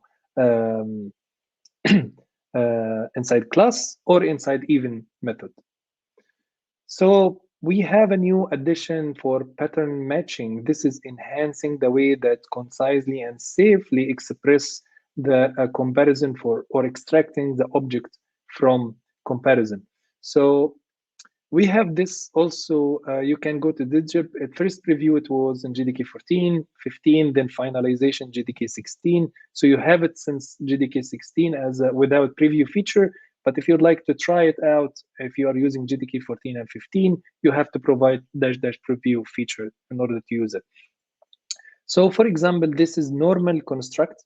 So if you have equal method and we are trying to create it like this, I have to ask first, if O is instance of case instance string, then I have to cast in order to make some comparison. Either they are equal or this. I see this is very verbose, so we have cut it down to make this. If it's actually O is instance of case insensitive, please cast it back down and put it in CIS. And then directly I can use CIS dot you know, the string inside and check it with the s as a internal value or something. So I don't have to cast first, then after comparison. So this will fail if O is not an instance of this. So there is no problem. If it succeed and return true, it will cast it down for you and assign it to CIS variable. And right after the block, you can use CIS directly as an instance of that object. Also, something like this, if we have, you know, equal method for our previous point, So we have to check first. If it's not an instance of point, return false. And then if it's okay, I have to cast it first to point, then return x equal this or equal this. So this is the equal method. We can cut it short like this. So if O is instance of point, if it's not, it will return false directly. If it yes, it will cast it down into others, and we can use just only additional check about the values with others automatically. So it's a short version of this one. Also, pattern matching, it's still in preview feature in GDK 17. There is a lot of enhancement, and it might be finalized in GDK 18. So, and in the way that we introduce more enhancement to provide more complex representation in an easy and concise way. So, for example, we have the formatter method in Java, for example. So in order to have this, we use if statement to see if this object instance of integer, then do this formatting. If it's instance of long, do this and do this and do this. So this is very long and not concise, and we can use benefit from pattern matching because it's casting, and we have enhanced the casting and extraction. So definitely we can use it with switch statement in order to have it like this. So the switch statement enhances also to work with pattern matching to check the cast about the object type, not just only the value. So if you are casting about the object, in case of integer, we can do this and this and this, and we return it like this. It's more concise and more fast, definitely, than using if else, because here you have to check each branch, and the other side you just going directly to the case, and you are executing that case. So another also working, we found sometimes like, okay, what about null? We found this, okay, this is something else. We have to check about nullability first, and then to use switch. We enhanced this also to include as null as a type. So you can write null as a case, and you can do whatever the result. It will not throw null pointer exception. Also, if you have something like this, if you'd like to combine specific nullability with a specific other cases to do something as they are the same, you can do also this. So null here for object type could be also treated as enhanced based on the pattern matching. Also, it works literally nicely when it comes to sealed classes. Sealed classes, if you have such things, you have sealed this S interface to only be permitted to be subclassed by A, B, C. So we have final class that A implements S, the other B implement S, and we have a record. Yeah, why record? It's very weird. Yeah, record is remained for mutable, and finally its basic constructor will be final class record. So record is very good candidate to work with sealed classes because it's final. So in this way, it's very easy to not have a default argument because the boundaries of the inheritance is closed, because you only permitted A, B, C for this. If you try to inherit from this different than the permitted, you will get compilation error. So in this way, with a switch statement, it's very easy to check about in which case you have this kind of inheritance and type checking. So you don't have to have a default method as usually. Here is the boundaries open for string types, but as the same here for we have introduced, but here is closed because we have defined specifically which classes could work with inherit this interface. So you see that in pattern matching enhancement provide us with more construct and concise way of working with different like enhanced switch statement, extraction of the object, working with sealed classes. We're trying to remove verbosity from the language, getting the best from other languages, even if it's Kotlin or different like Scala or Groovy or Ruby, all of them GAVM based language. Finally, they are producing bytecode. They are non-living outside. So the GVM here is the core. So we see features from C#, C++, and introduce it in a way that appropriate for Java. We have mentioned sealed classes, but sealed classes has been finalized in GDK 17. So it's normal feature for you if you are going to upgrade. So you have a lot of features, just a standard, no more preview. So it's super nice GDK feature to release, to move to. So we have sealed classes, and these sealed classes and interfaces restrict which other classes and interfaces may extend, as I told you, and that allow us to get the author of class and interface to more control and responsibility that, yes, nobody else can extend unless they have something or we allow them, and it provide more declarative way than access modifiers, definitely, to restrict the use of super classes, and it support open closed principle very well in our solid principles. And this is the way that we have it. In a quick way, you can have it like this. Yeah, I'm defining abstract sealed class shape. That shape could permit only circles, rectangles, super, and weird shape. And okay, so we have no versions of circles, so it's only closed. So I define it final. I said, okay, we might have different rectangles types. So I have to say, okay, this rectangle will be sealed to be and extend shape, and it could permit transparent rectangle and filled rectangles, and then they are finals. And then square is the same like circle. And finally, I can say, okay, if you would like to implement your own shape, but not you cannot change the other shapes, I allow it for you a non-sealed class weird shape, extend shape. So it will follow the specification of the shape, but I will leave for you to extend it and define your own shape. Only if you would like to define your own shape, you can use weird shape, but you will never ever can extend square because it's final, rectangle or sub of these rectangles because they are final, and also circle. So this is the way that I try to has a control over which part of my code could be extended or not, and to follow the specification, then the access modifier definitely. So sealed classes also, as I told you, a record class is a perfect candidate if we have something like this, and then we define final class and implementation of the expressions. It's nice to have it like this using record, because you don't, they are seams here, just data carriers, so you will never extend them. So you can switch to use record, which is great candidate than normal final classes that will have some,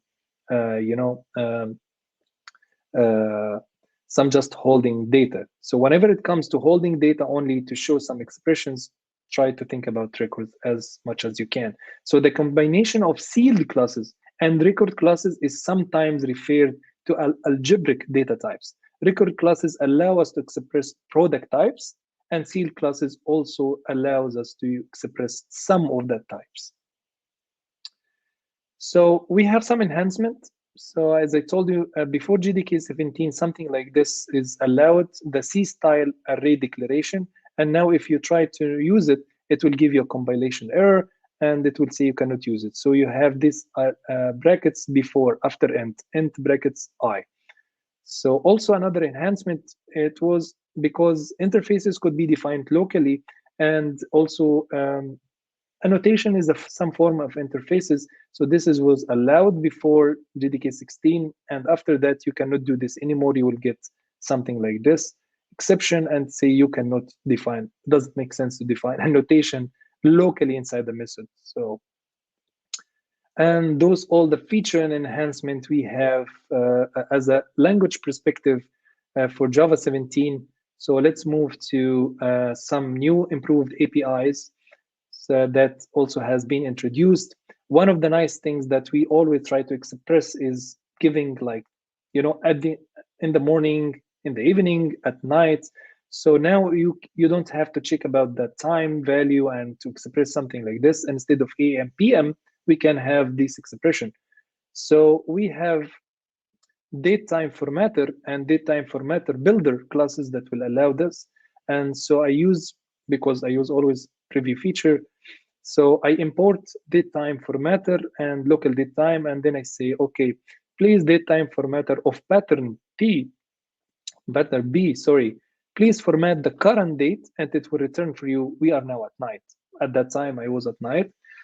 when I tried this code, if you're in the morning, it will say in the morning, in the evening, at night. And this is a weird thing about English, but don't worry. So you will have this at night and this format easily without have a method to check about the time boundaries. Some additions we have in the stream, in order to collect the data into list, we have to collect, you know, a map, a function, and collect and use collectors to list. And now we have shortened this to just direct call to list. And it has many benefits.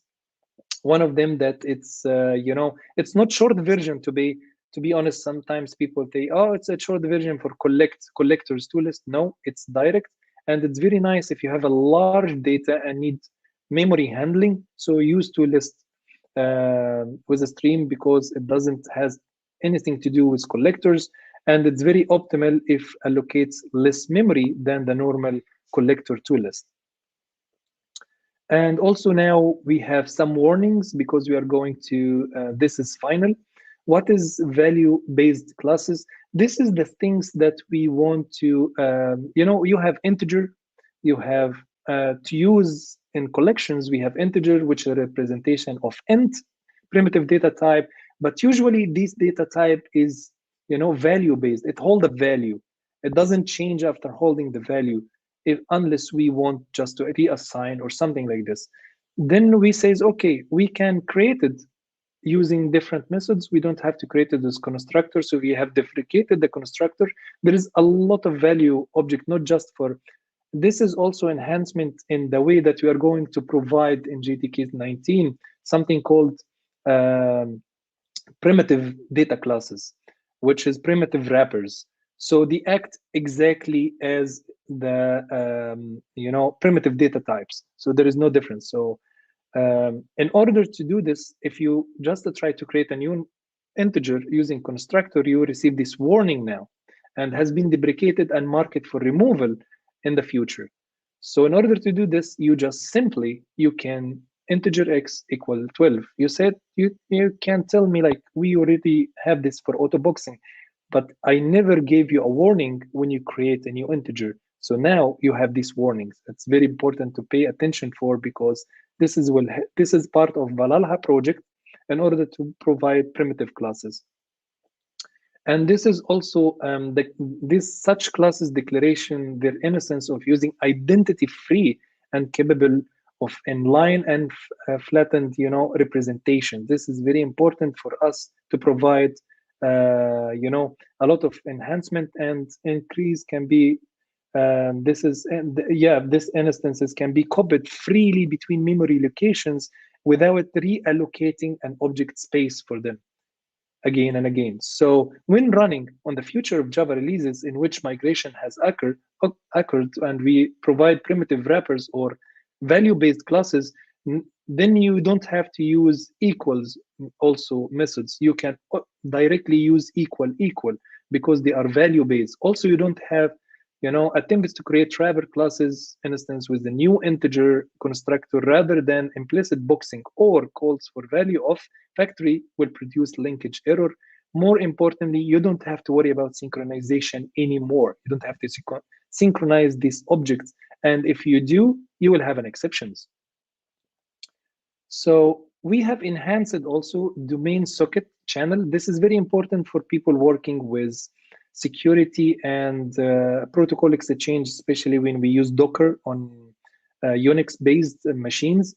So you know, it will use directly inter-process communication on the same host. They are similar to TCP/IP sockets in most respect, except that they are addressed by file system path names rather than internet protocol. So you don't have to go out checking the router and get back to your system. No, it's more secure, more consumption, and the intercommunication happens on the same you know, operating system level.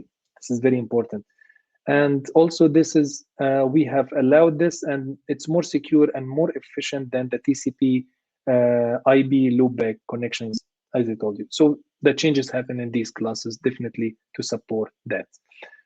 We definitely, you remember that when I told you we have developed, this class is one of the biggest class. We have a discussion how to provide alternative So for the tools and API to use, unsafe, this is one of the classes that we used inside GVM for allocating memory spaces, using interaction with local threads of the operating system to provide you transparent threading module.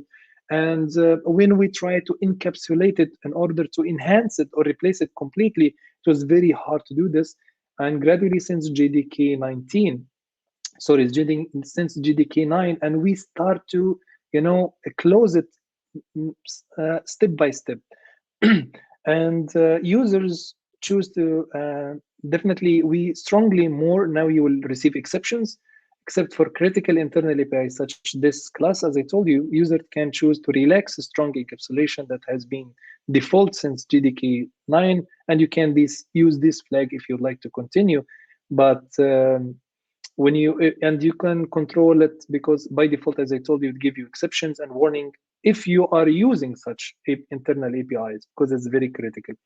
So this is allow us to move forward and enhance the way the GVM interact with threading, and this will give us opportunity to move more toward fibers or project Loom to introduce virtual threading that literally you can run 1 million virtual thread under one main thread without any cost of memory or this cost of reallocating or creating expensive operation of thread. So it's very interesting, and it will change the mindset of reactive programming, definitely, because you are not dealing with actual threads, which is very expensive operation for creation, and you have virtual threads, and it will be available soon. And because we are in the final touches in this project, it's a very interesting project.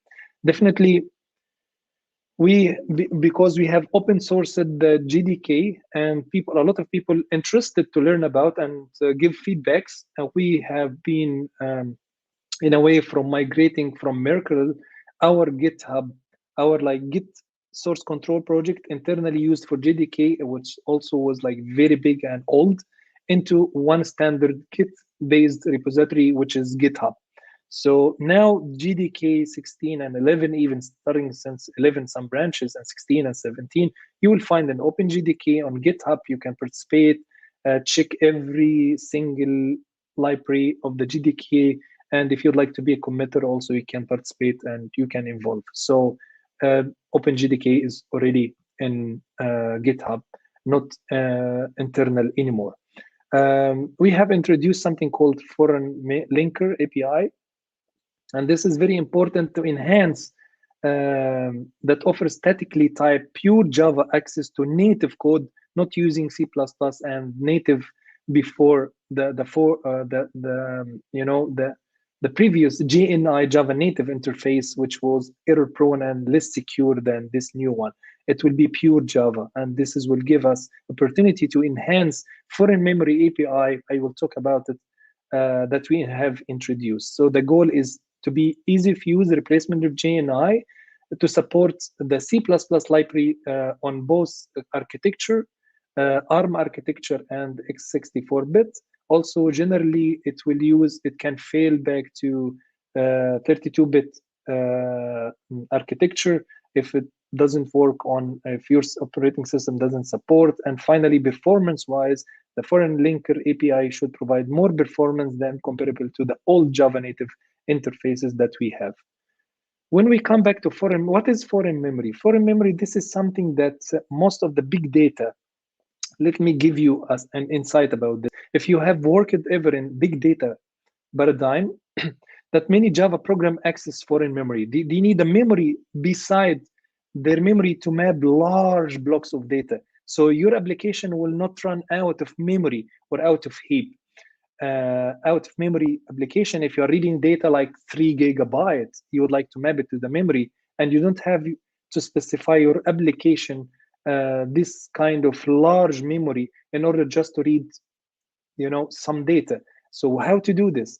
So many Java programming in this aspect, like access foreign memory, such as Ignite, MapDB, Memcached, Lucent, and even NetEase byte buffer API. By doing so, they actually can avoid the cost of unpredictability associated with garbage collection. So we don't need garbage collection. We can handle that memory and free it, especially when maintaining large caches. As I told you, share memory across multiple processes. This was very easy for them.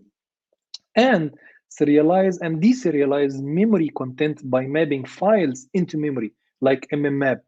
So this idea was out there for a long time, but it doesn't introduced in Java. We thought about it and we found it's very, very important to have it in Java. So we start to introduce foreign memory, so all the tools doesn't have to have their own way of implementation. They will have a standard way supported by the JVM.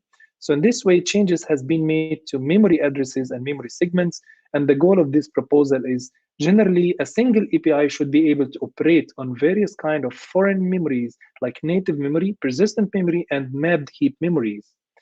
This is how mapped heap memory you can inter-process communication and freely jump from memory locations and access the data inside it.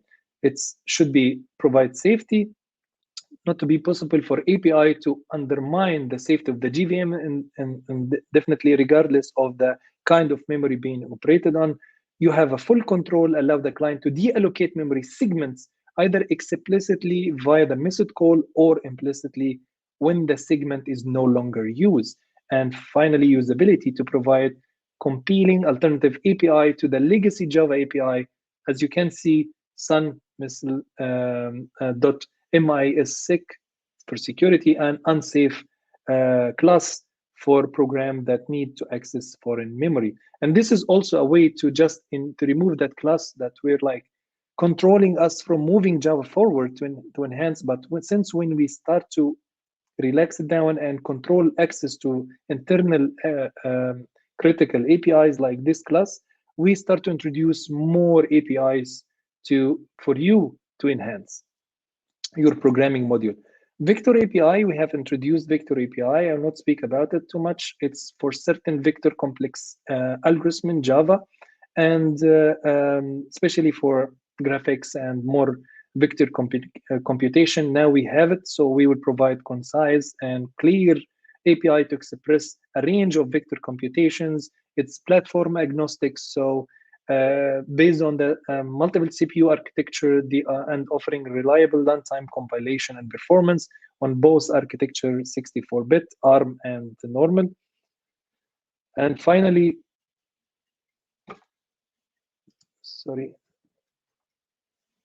finally, we have graceful also degrading. If your CPU doesn't support, it will return normally. It will not. It will work in a graceful degradation. Elastic metaspace. This is very nice addition, and which return unused hotspot VM class metadata.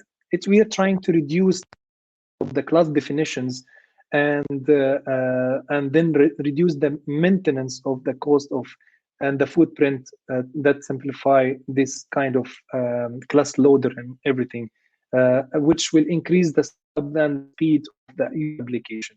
And metaspace has been an issue with high heap memory use, and the goal is to replace an existing memory allocators with body byte-based allocation, which is very excellent in providing this kind of partitioning to satisfy memory requests.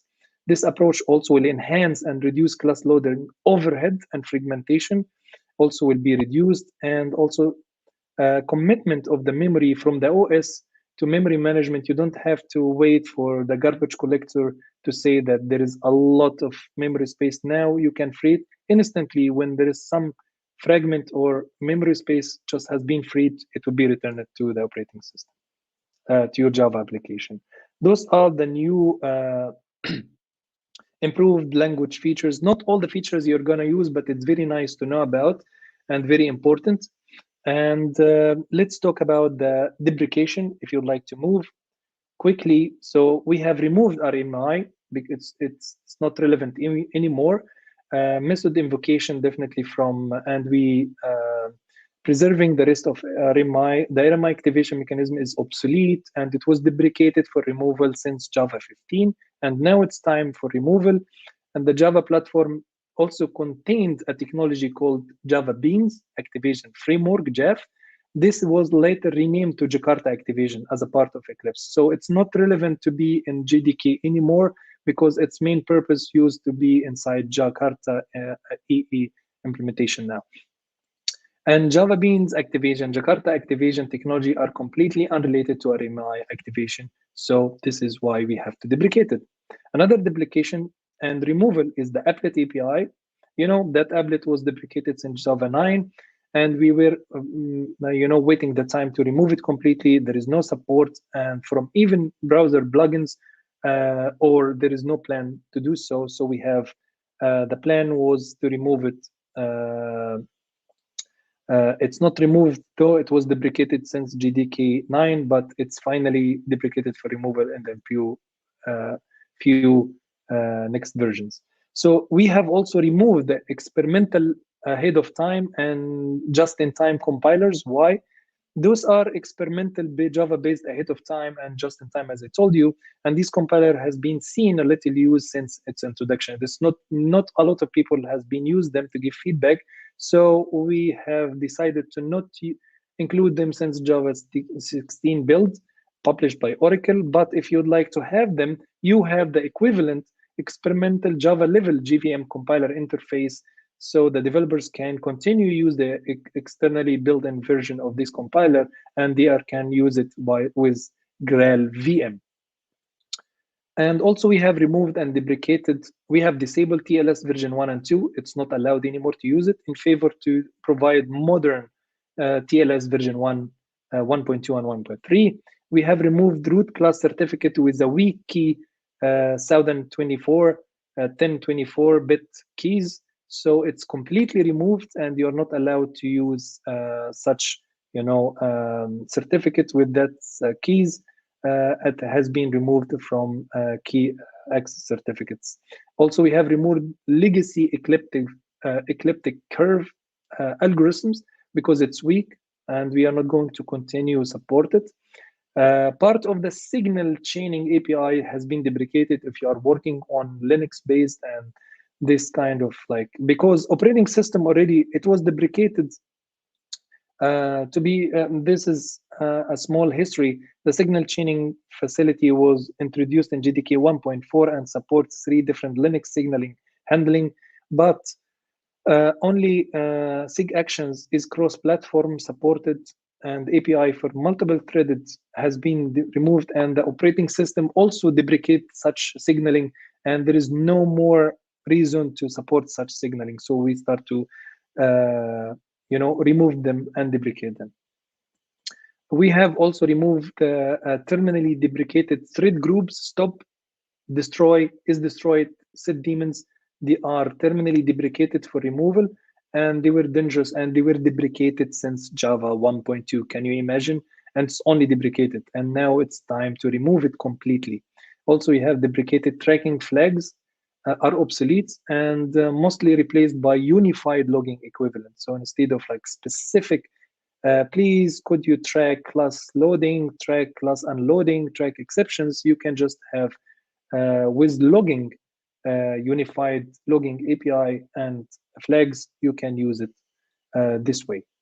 So those all the releases has movement and things that has been moved. Final part is what is the new tools we have and JVM changes. Let's learn about the final part, which is one of the most interesting part. When we would like to package our Java application to distribute it, we used a lot of external tools. Now it came to your playground by using JPackage tool for self-contained Java applications. So it supports native packaging format to give end users a natural installation experience. And those formats are MSI, XE on Windows, BKJ and DMG on Mac, and definitely DEP and RPM on Linux. And by default, the JPackaging produces the package based on the operating system it runs on. And it's supposed that you have, for example, here, suppose that you have a jar file and you would like to package it alongside with some libraries, and consider it's like my Spring application or different application to run. So I can use it like this. I use JPackage -- name. It's called my application. So, and the input is the library, and the main jar file is provided here. What if I would like to say where is the main class? If I have many main other classes, I can use the flag dash main class, and I can provide main class. And also, if I would like to produce more packages than the default one, I can use dash dash type, provide the package name, and it will be specified this. This is very important flag, because if you are running your code inside DevOps tools and Jenkins or CLI would like to produce different packages, so they can use this flag to package your application. We have introduced Alpine Linux flavor. So this is based on the Alpine Linux distribution. It's very, very small, and you can have definitely Docker containers that is less, the image size only is less than 6 mega plus your applications. So it's very reduced footprint and size, which will be very nice if you would like to move your application or Docker image from region to region, or you are working in cloud environment. So the size matters here.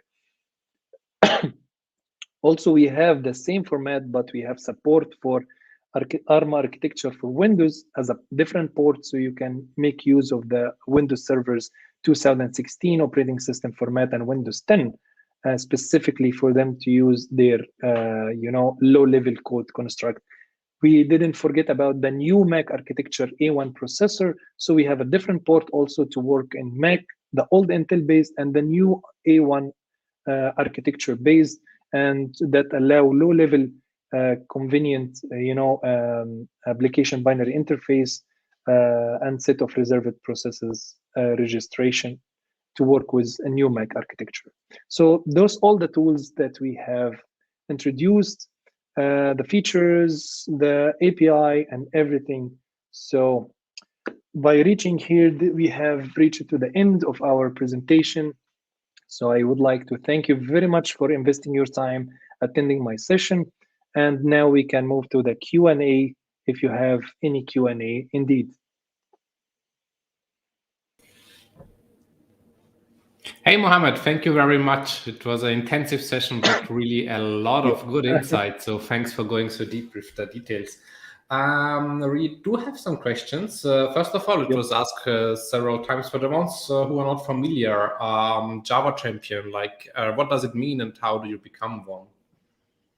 Okay, Java Champion is exclusive group of Java. It's actually created by Sun Microsystem at that time to recognize people working heavily and trying to evangelize Java outside the company.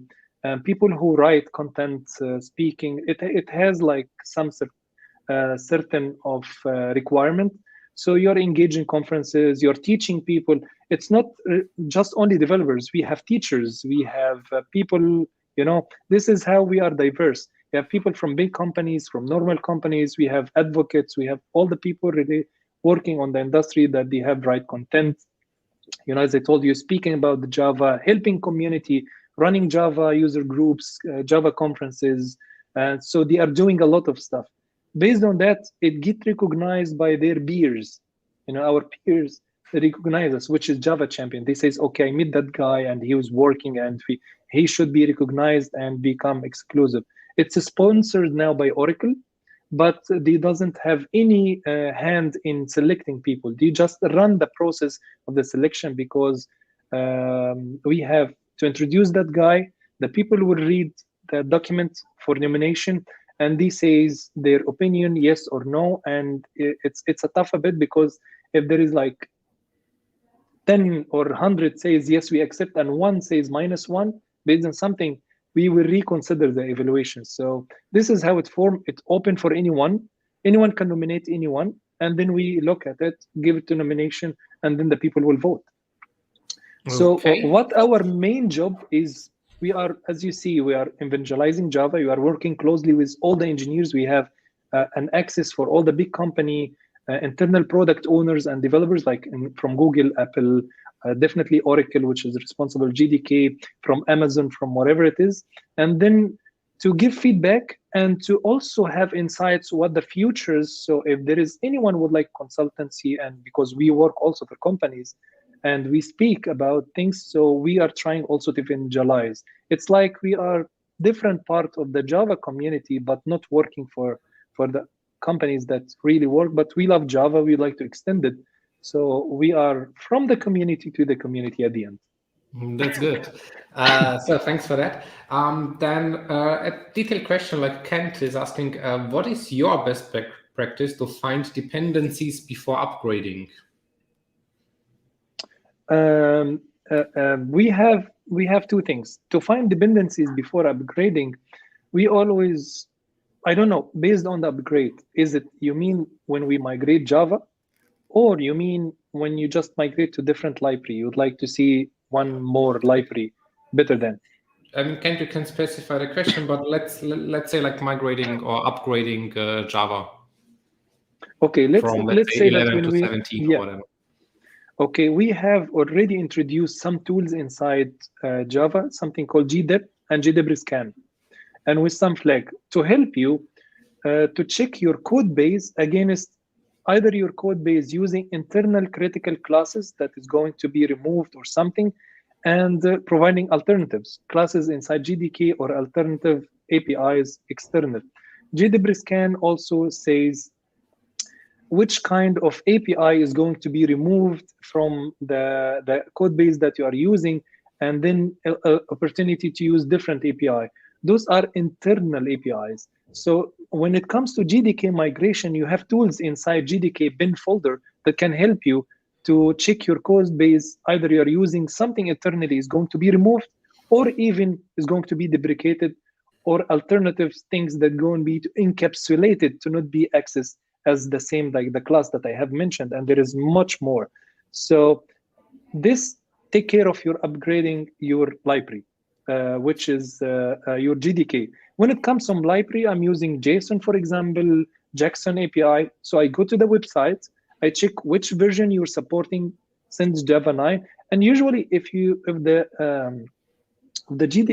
library support any GDK 9 upward, it will not a big problem because they supported the new GDK structure, you know.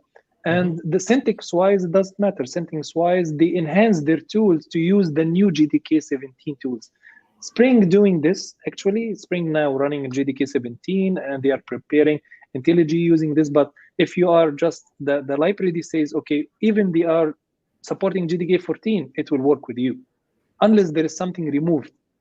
But they are always taking care of this. So I always go to the website, I check which version. If I didn't find, I will try to find alternative indeed.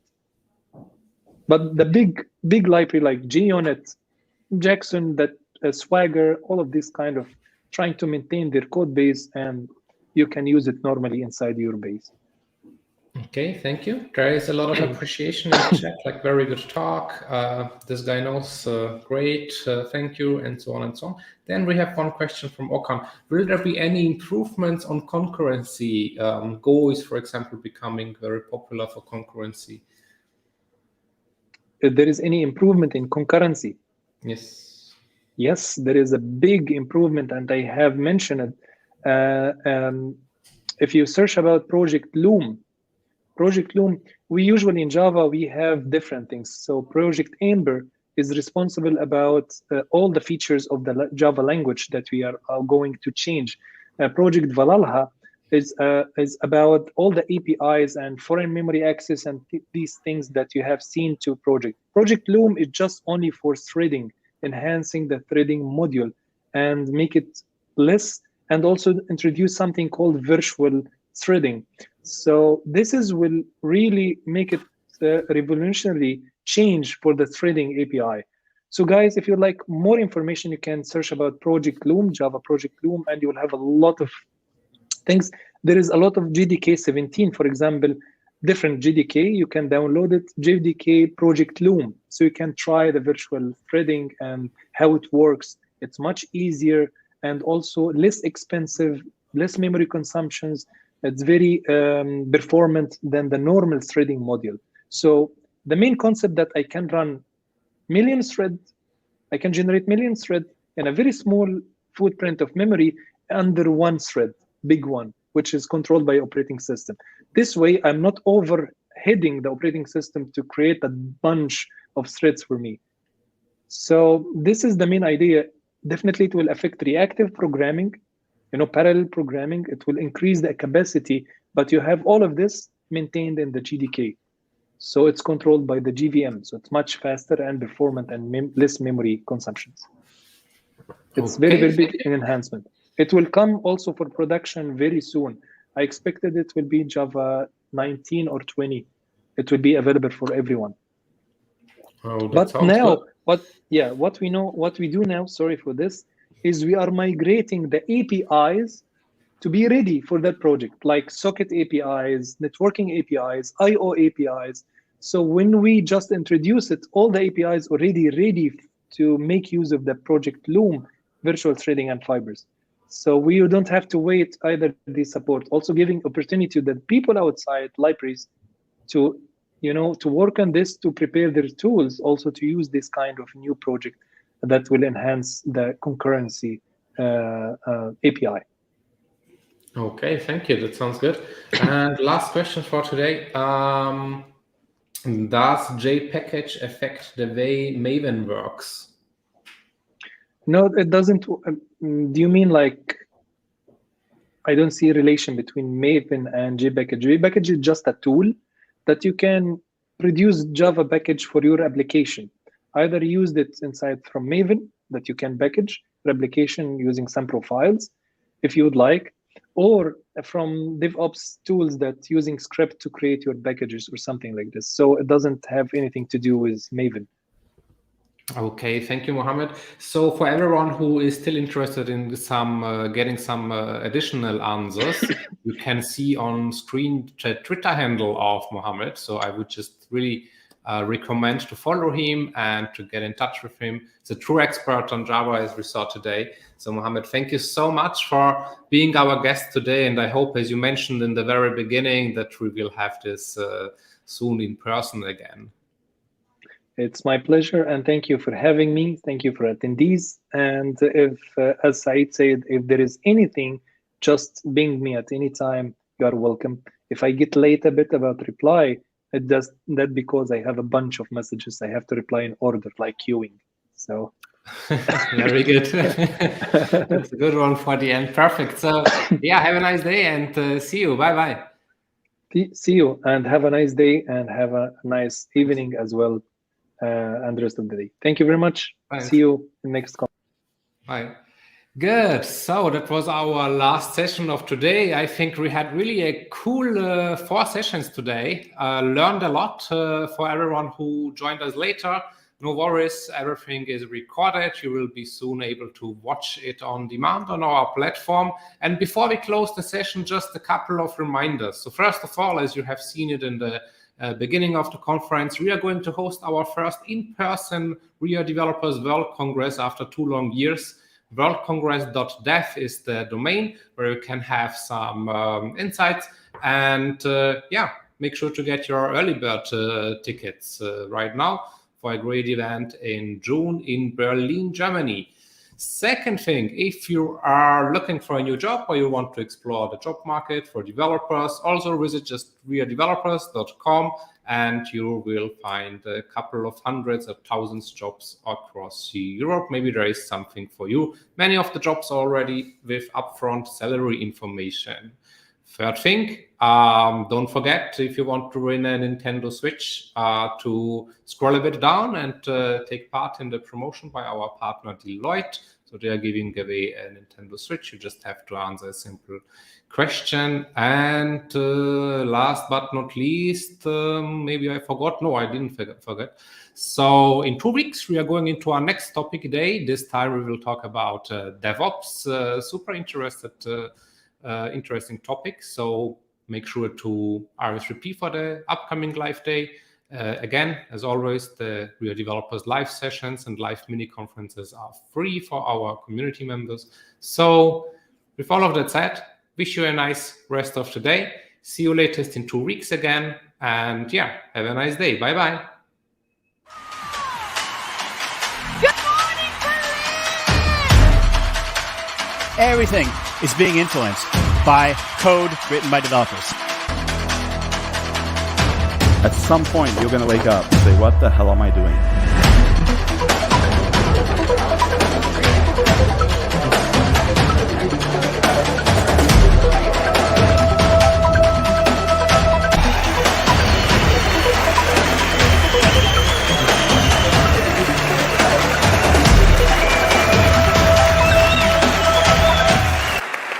It's hard to believe. It's the largest group I've ever been in front of, I think.